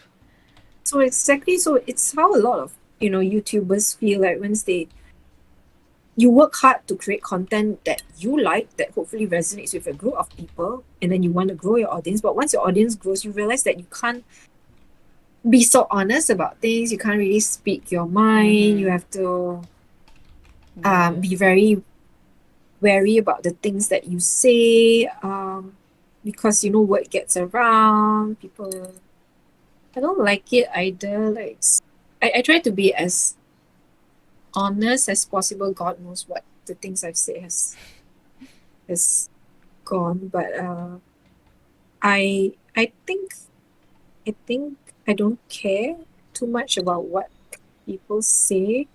Uh, I care only if I've, for example, maybe offended or disappointed somebody, or somebody may have like taken something I said out of context, or misinterpreted me. But I don't think that has happened yet. Hopefully, never. Hopefully. Yeah. Or sometimes I worry if my personality is not likable either. It's just that people are not Malaysians are too courteous to let me know. So this is the part about like why I don't do live streams. I mean, I do it on our page because initially it was more like to allow the audience to see the people that are behind the brand. But I'm not going to be doing it forever. I'm trying to get my other team members to eventually start opening up and coming on camera and talking as well. But the thing about talking and art is that it's one thing to be good at speaking and another to know what you're actually doing. Mm. And I realized that like you, a lot of artists are very hesitant to come on camera. Mm. They just rather be behind the scenes. Like recently, last month, I tried doing some Meet the Maker sessions, talking to like some local artists about the products that they carry. Out of 10 people I asked, 6 people said no to me. I felt so bad. I felt like they all rejected me, and I don't know if it was because they didn't like me, they didn't like our brand, they just didn't like talking to me. Was I a bit too much? Or was it because they were, really shy to come on camera to talk about um themselves and all? I guess that's actually one of the like bigger factors. Because I think that's why artists choose to express themselves through art because they're not really good at, you know, with talking perhaps, or like they're not very eloquent in that sense. I So wouldn't. if Yeah, sorry, go on. do you think that's the case? Yeah, no, Oh. I was gonna say honestly, I wouldn't be surprised if they said no, not because of you, but mostly because of being in front of your camera.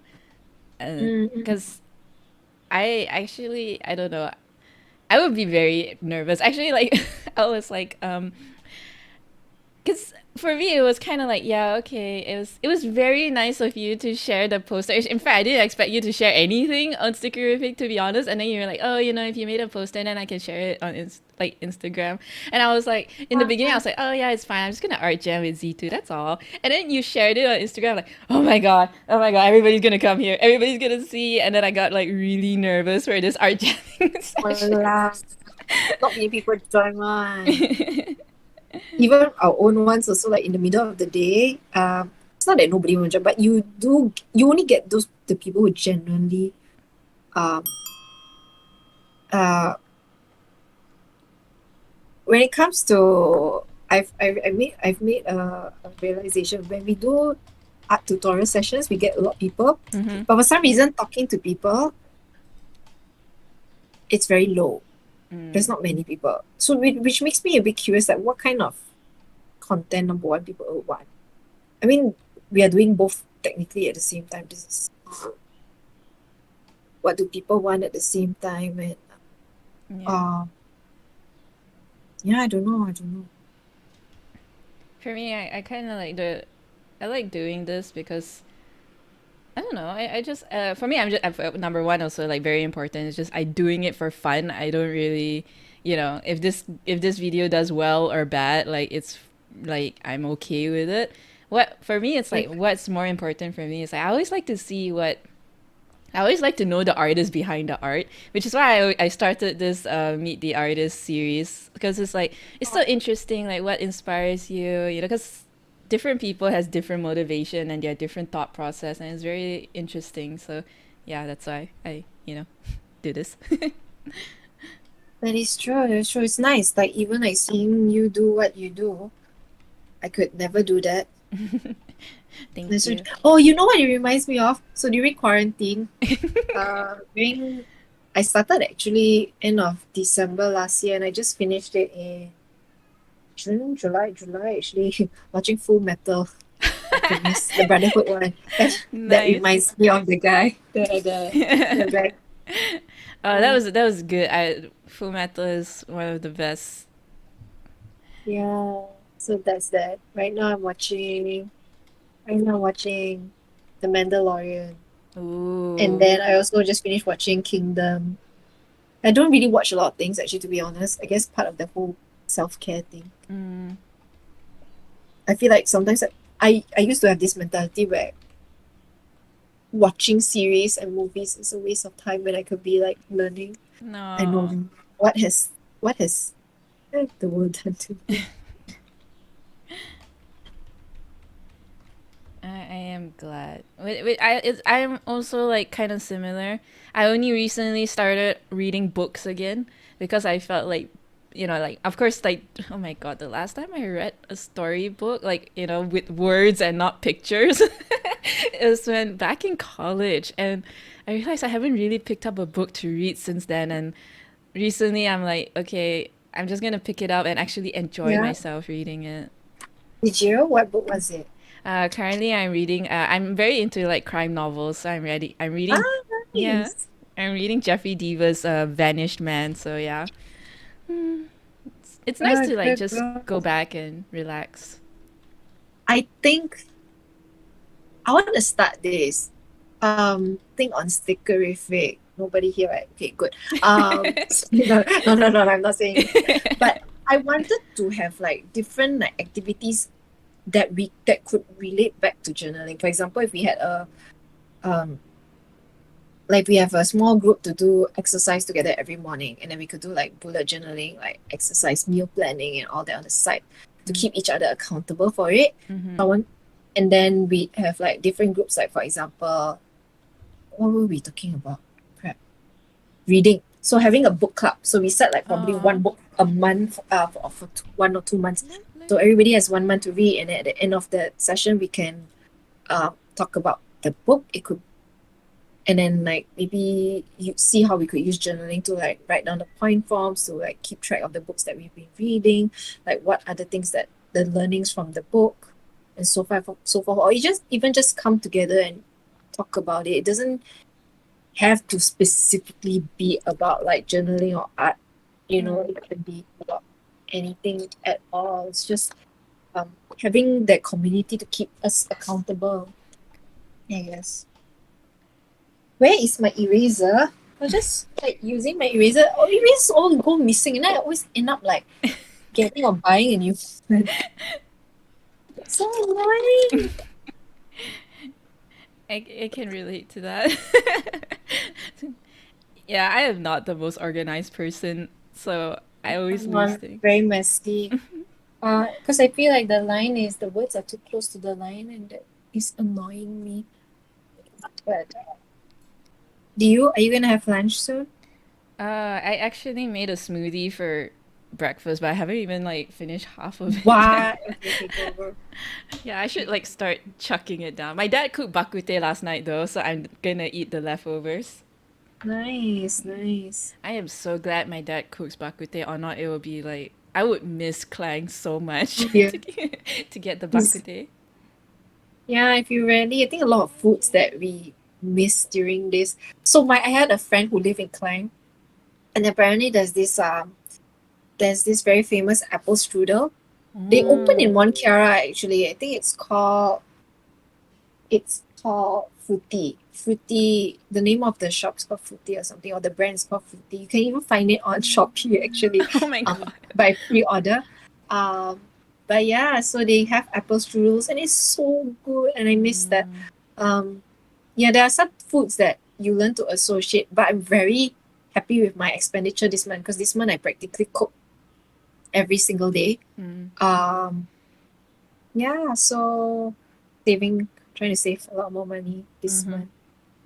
Yeah, but yeah, I get what you mean. Like sometimes, because the thing about eating is that I eat alone a lot. So for me, whenever I get a chance to eat with somebody, I don't know, I feel very overwhelmed.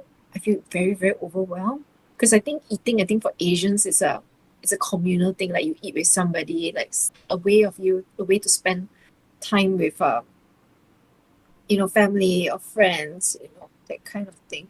Yeah. And I haven't been able to do that in a while. So, Mm.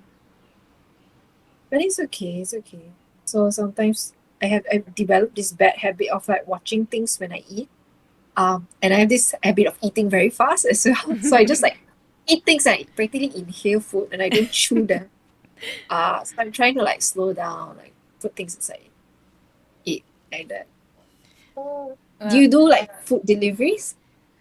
Or very rarely. Very mm, rarely. My parents will usually go because they have to go market and stuff like that. That's when they'll tapao food on the way back and stuff. yeah, Mm-hmm. that's nice. That's Yeah. nice. Oh, are you an only child? No, I have an older brother. Oh, okay, okay. Is he living with you guys as well? Yeah, we're living. All the family live under one roof. Yeah. Good, good, good, good. At least that sense of togetherness. How about you? Do you have any siblings? Yeah, I work with my sister. Mm. Actually, my colleague is one of us is, yeah, so it's sort of I guess, family. It wasn't intention to be a family business. It was because, I didn't know if I was making money. I was just throwing all my money into the shop, and I needed an accountant. And at that time, my sister was very stressed. She was an auditor, so she was quitting her job. So we decided to ask her to help out, and yeah, she's still here until today. So actually, every all new products that are being brought into Stickerrific, uh, the person that's holding the shop together is really my sister. Aww. It's not me.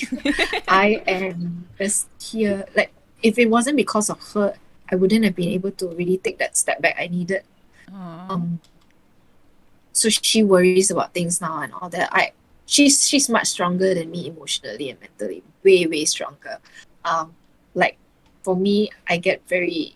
I guess it's the artist thing whereby I don't want to say this is a stereotype because I know there are people there who are strong, who are very strong willed, who can make very good decisions and all that. It's just that I have a tendency to, like I mentioned earlier, I have a tendency to people please.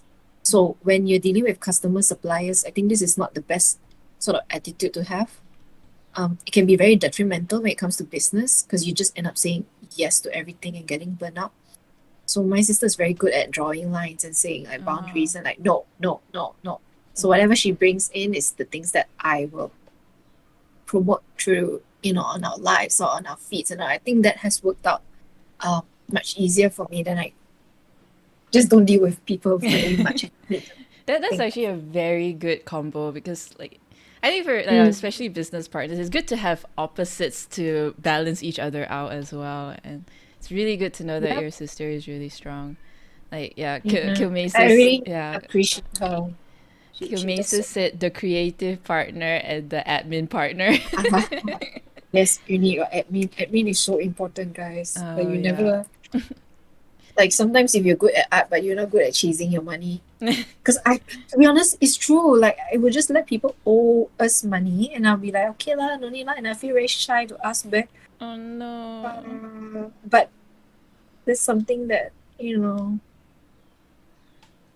not very good lah as an artist. But I think over time, I'm starting to try to be better about this.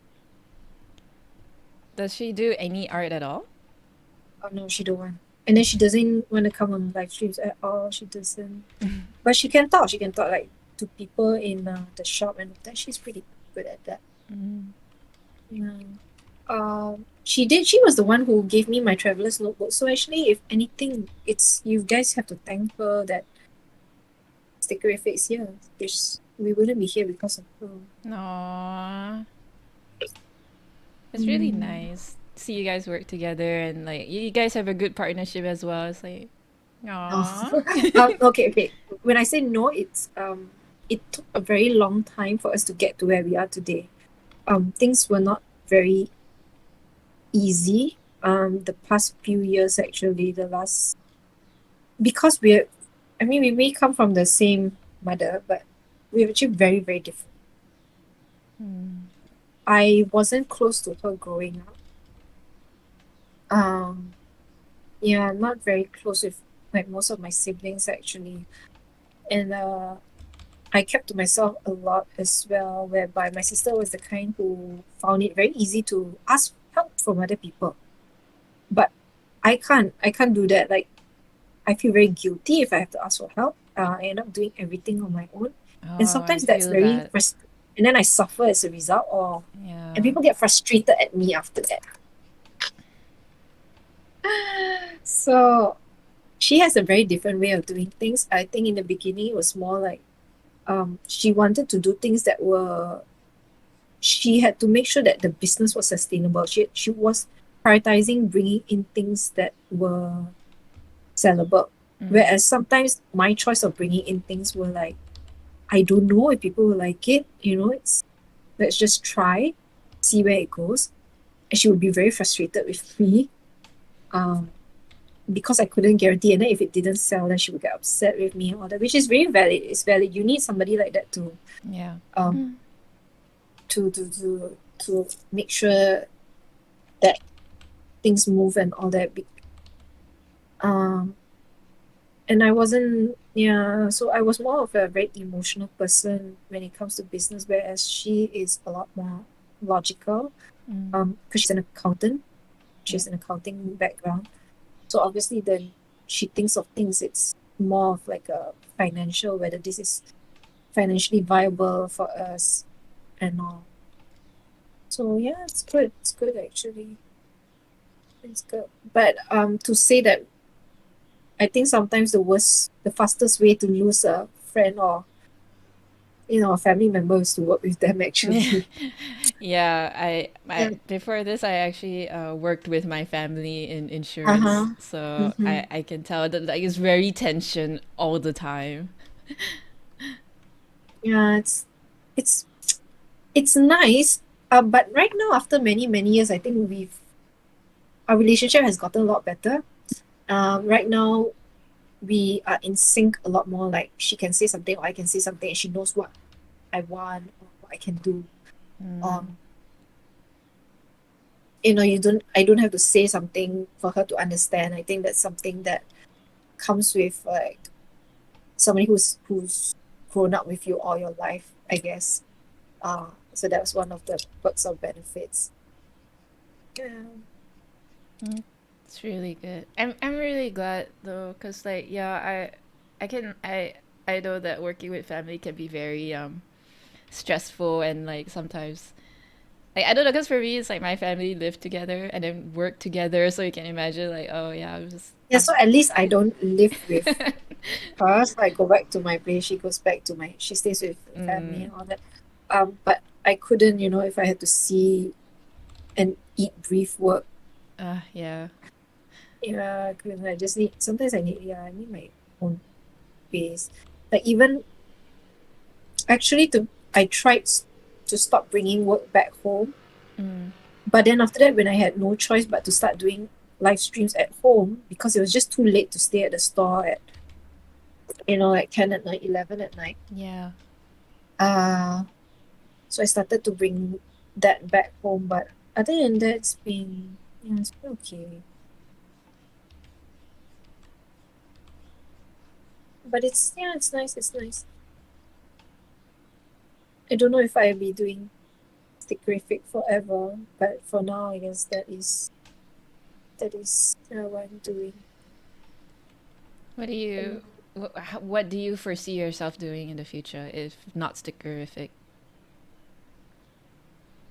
Oh, Have you thought about it?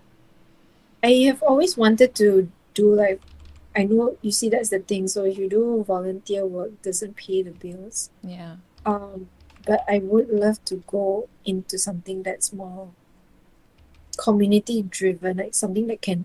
I know doing what we do make a change as well.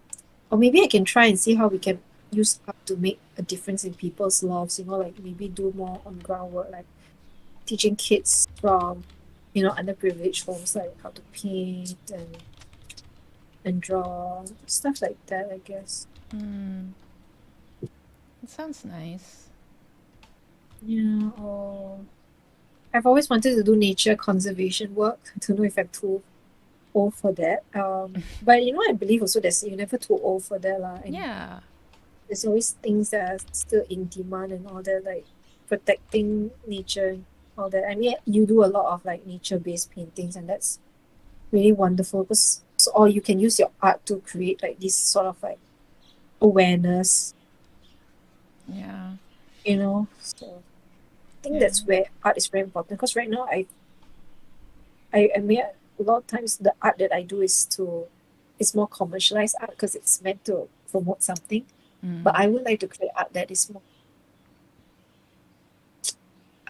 like even if it's a comic, like, but then again I don't even know how to draw comic strips, so even learning that process is something that I want to. So I don't think, oh, I'm too old to do that, but I rather like, okay, just take up some courses, see how it's done, and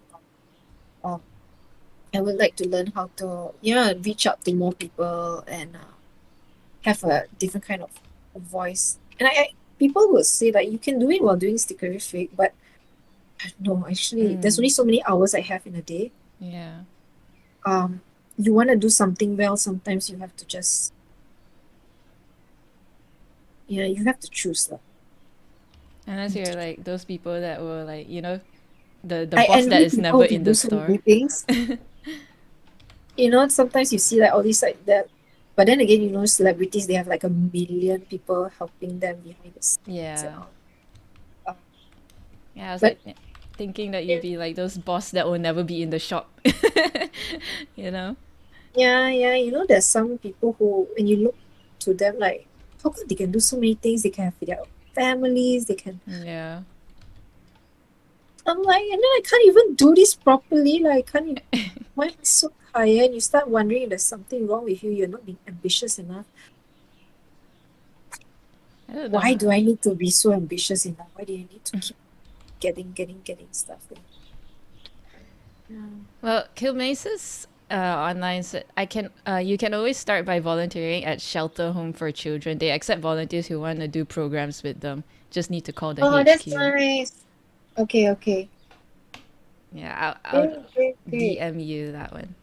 Can. And then recently, I've thought about it. I think last year we actually was supposed to work with one, but then because of COVID and the restrictions, SOPs, all that, they had to cancel it. Mm-hmm. So hopefully, once things get back to normal and stuff. Yeah, Yeah, I was like thinking as well, cause like like you said, just want to do something different, and I was like thinking as well, not say do something different, but like just want to like reconnect with yourself and like before I actually got into art, I used to like volunteer in a shelter where I take photographs of like dogs and put them on pet finder so they'll be more presentable. Then yeah. I used to volunteer with Animal Care. uh-huh. It's an organization where they also raise funds for like street animals and all that. So I used to like join pet finder events actually. Yeah. So, Yeah. So yeah, I don't know, like I was definitely hoping to probably do that, yeah, but of course when everything gets better right now just there isn't much we can do. mm, so sometimes I feel like, am I just using this as an excuse not to do it? Like I want to do it, but at the same time, I'm also so Mm, tired from work. yeah. Um, and when you don't commit yourself to doing something properly, you just end up doing it like half-assed or. Yeah. But if there are people, for example, who, because there are a lot of like people who have learned art from us and all that, so I don't mind gathering a bunch of people who can rotate like on a weekly or monthly basis. Like different people can teach different things every month. It doesn't have to be perfect. But based on what you know, you can like, yeah, I can go with you because I don't. It's very hard for me to do it alone. But if I have like somebody else who can, like, True. so, and I can't ask my colleagues to do this for me because it's basically it's not really a stickerific thing. It's more like a me thing, like Mm, something I want to do, which doesn't really generate it. Like suddenly, these are the things that you do for yourself. You know your soul. Like you want to yeah. give back to society rather than. Mm. Yeah, So that'd be that. cool. um I definitely like, so I was like telling a friend and a friend, oh, you can actually like volunteer at this place that specifically takes photos for dogs. I did not know that. I don't know if you Okay. heard them as like My Forever Doggo. Oh, okay. Yeah. I know like my furry farm friends and like, cause the money that we raise through our box here, usually I donate them to SPCA or Aww. any other associations and all that. So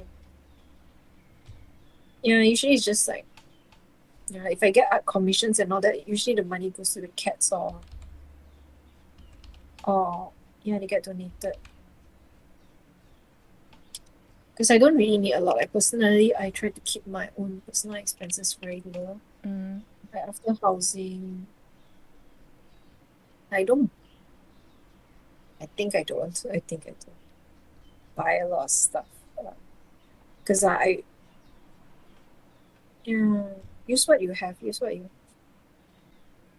Well, Meow Chatter asked a question again, and he was like, "What do you think as an artist? Can you handle money well?" That perception that artists are not very good at money. Depends. Are you spending it on okay, what are you spending your money on? Marketing, publicity? Are you spending it on buying more art supplies? With clients, are you not getting enough? Are you overcharging, undercharging? Um, Personal expenses, I think you have the same issues as everybody with money, right? Regardless. Mm, Uh, I contrary to most people, I actually don't buy a lot of like, art supplies. So I usually buy one thing and I use it forever. So sometimes you end up seeing me using the same Lamy pen, the same homemade watercolor. This set is something that I bought. It wasn't from the shop. This is one of the first set that I bought before we started carrying in Hobin actually. So this one that this one was bought with my own money and I still use it wow. up to today. It's not necessary. I don't spend a lot of money on okay, like it's not fair for me to see that because a lot of things that I do get for free and all that. Um, but in put aside your money. So if you have like a certain amount that you've earned, especially if you're a freelancer, I think in the beginning when I didn't know when our next paycheck was, and even until today, um, we there was like I think last year we had to go without taking a salary for a while. Um, but then after that it got better a bit, so that's fine. You never know what's gonna happen, so you always wanna save money. And I think as you've realized we can do without a lot of things. You don't have to buy a new shirt every month. You don't have to uh buy new brushes all the time, new paints. Yeah. This should last you a while. Um, so yeah. I think sometimes you feel dissatisfied with something and you feel like oh, I need to spend more to make up for it. But what I think is good to spend money on is not excessively of course where you afford it. Like every month I treat myself to one workshop online. So I pay for like a domestic art workshop, I take a course, learn something new. Um, Education is something that you can carry with you forever. It doesn't add to landfills. I'm actually a bit iffy about waste, which is why we try to recycle as much things as possible. We get people to reuse like their boxes, their bubble wrap and all that instead of generating new things. Actually using recycled goods take more time and energy because Yeah. if you can just pull a brand new box and pull a brand new piece of bubble wrap from a new roll, it's so much easier. But for us, because we have to go through so much of the stuff that people donate to us, we're always like looking, okay, is this size correct? Is this size okay? Maybe this is too big. I need to cut it down. Boxes always need to trim down to the correct size. This takes up a lot of time. So instead of like 20 orders, we can only do like what 12, for example. Um, I was yeah, so very happy though to hear that you guys are actually taking like an eco-conscious style to wrap your online orders. I was very, very happy. yeah, and thank you all for actually also making the effort to save them for us, bringing them over for us. I think that's really really nice. I mean, I think a lot of people are staying at home, and as a result, they've been shopping online because Mm, they yeah. want to go out and be in the midst of other human beings. Not so soon at least. So what they've done is that they've decided to purchase online, but unfortunately, online purchase generates a lot of waste and waste. Yeah, So if you have unfortunately. your boxes, you can bring them.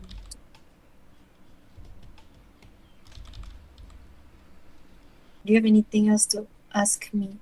Nah, I think everything is pretty mellowed down already. How long does it take you to complete something like that? I don't know. I still got all the eyes to do. Like usually maybe I always like to give my I don't know, I like to give all my art an average of 8 hours. Mm, that is a lot. To me, that is a lot. Yeah. A lot.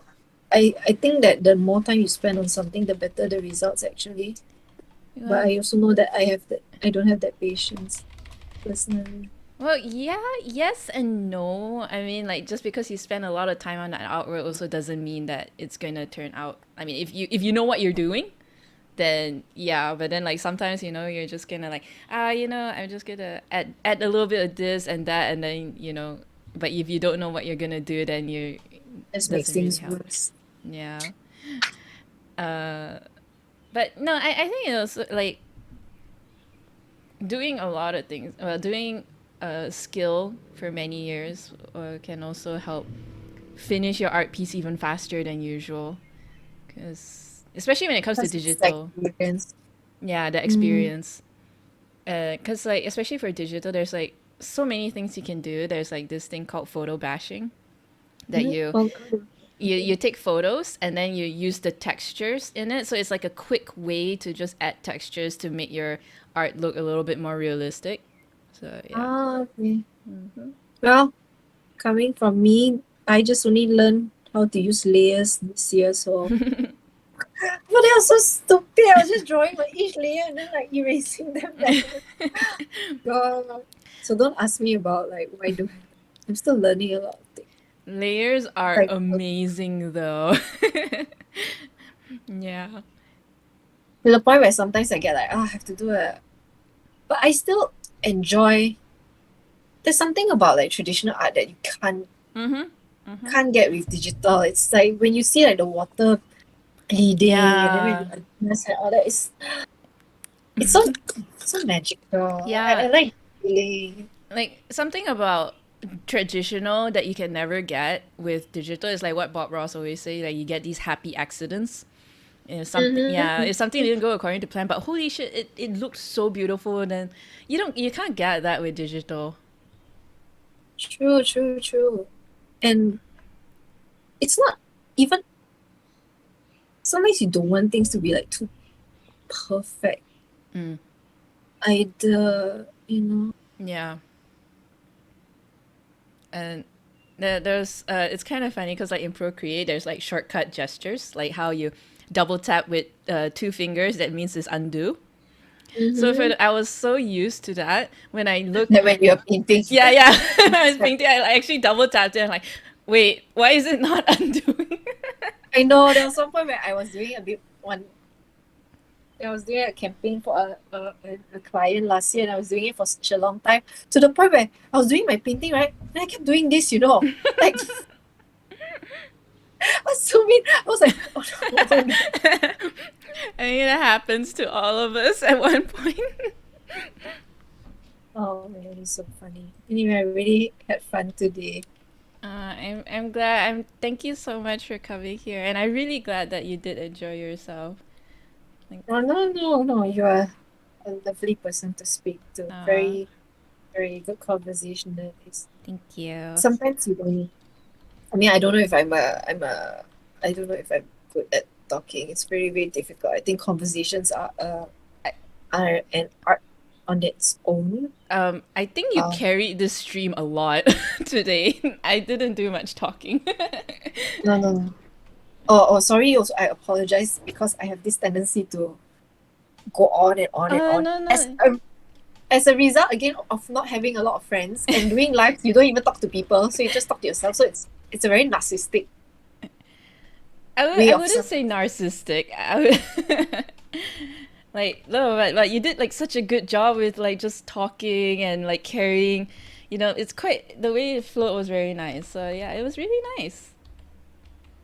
Thank you, thank you. Yeah, that's that. So to the people who are watching this, why you're not working? What are y'all doing?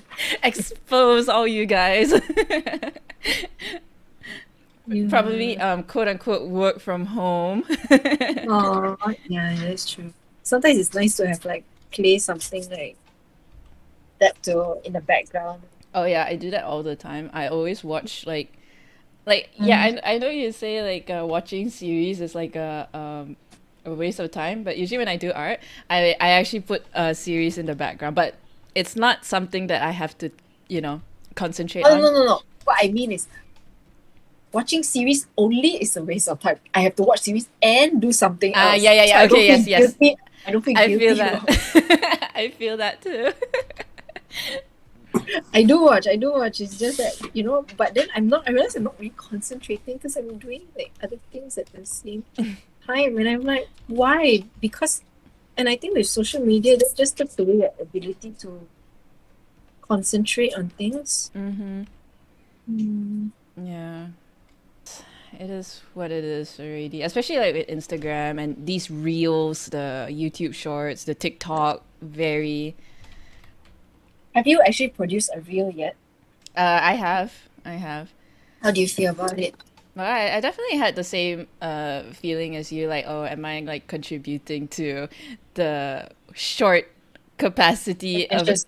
yeah, attention span to all the people, but I don't know. I mean, I don't. It's definitely like so. I kind of come to the conclusion that people goes to different platforms for different things. For example, people with short attention spans will always go to Instagram. People with Yeah. people who wants to actually get to know the streamers or will go to Twitch because they want to have a Mm-hmm. conversation or get to know people and Mm-hmm. like interact live. Then they have Mm-hmm. the So YouTube people that does like prefer watching everything offline and not interact unlike Twitch. So it's like it's a little bit of uh, different of everything that I realize. so So you have a different audience. The people will seek out different platforms mm, for different audience. So you can't say that everybody has short attention when everybody has this. yeah. Um, it's just that you need to choose the right platform to. Yeah. That's what that yeah, that's what I think at least cuz like people who come here like my audience on YouTube is so different from Twitch like but then again I don't YouTube I just do everything for fun. I don't really pay attention to everything so whatever it is I upload that I don't really pay attention to what goes on at YouTube. But yeah, like for example, people don't want to feel the need to chase the time like oh you're gonna be online at like 11 a.m but they don't want to like chase to be there at 11 exactly, Mm, so mm, then like mm, mm. everything will be available offline on YouTube. I'll edit all this out and then just post it on YouTube for anybody to watch whenever they want, so it's yeah, no rush. Right now, the part of me that feels like this site is very. See, I have 10 more minutes. Yeah, I can do another small one. Because I cannot tahan when there's like a little blank here and there. The Yeah. little dead space there. Yeah. Are you done? You're not done yet, right? No, In no, I case. still got a Okay. lot. Like some like a lot of this I don't even finish sometimes online. I can't Um even tell if it's done because for me it's like so beautiful already. I thank you. Yeah. Wow, but to be honest, I think I can put this under the doing for fun category. I have not like painted for fun in a while, actually. It is fun. I find art jamming very Yeah, I miss it. I miss it. Because those, do you know, like, for example, how I started doing this? I have a zine, right? Where I paint like this one. yeah.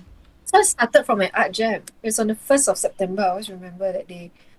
1st September, Mm-hmm. because what happened was, I think a workshop was cancelled and we decided to do an art jam instead. And actually, to be honest, there were not many people at that art jam. So I had time. I just sat down, I was talking to somebody.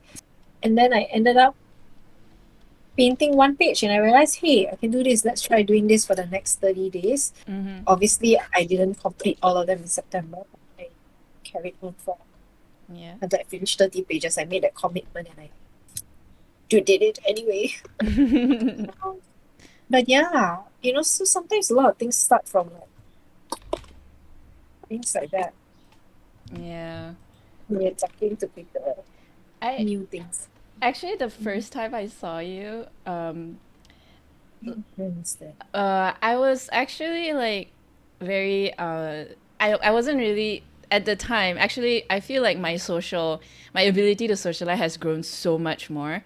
But before that, I was still very shy, still a little hermit crab. So I'm like, I noticed that Stickerrific has this place to art jam. And then I was like, okay, you know what? I'm going to go there. But I felt so awkward because I was there all by my lonesome. And there was like this group of girls on the other corner and they were like talking and everything. So like all the whole time I was there, I was like just uh doing my Oh, watercolor, and I like just listen to them talk, and I'm just imagining if I was there with them and art jamming with them. oh, And then yeah, I actually saw you at the other corner, and you yeah. were interviewing people to work in Stickerrific. So it's like, Oh, yeah, okay. Okay, okay. I did have one of those, I think, back then. yeah. I was like, I don't even know. I was like, at first before the interview even started, you just sat there alone, like preparing paperwork and stuff. And I'm like, who is this really pretty woman doing here? Like, I didn't know you were the owner then, and I was like, oh wow, she's looking a little too pretty to be here. And then you Hey, did like the interview. I'm like, oh, you're the owner. So yes. Oh, that's so sweet of you. So your first encounter with me was when I was yes. interviewing somebody. I think that person has, that's a few years back. It was been quite a long time. I think that person doesn't even work for us anymore. Mm. Because the whole batch, the batch of people who are working now, Hmm. they all joined last year, actually. Oh, They're okay. all, they're all which is a good thing. They're all also really young, Mm. really young. As in like between like 21 and like 26. But most of us, and then there's like us, the oldie group. So like I'm in my 30s, for example. Yeah.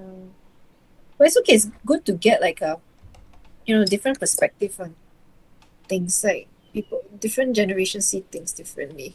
Mm. I'm just all saying that. But Ooh, okay, before we end, Mm-mm. there's one more question by Meow Chatter. Uh, Okay.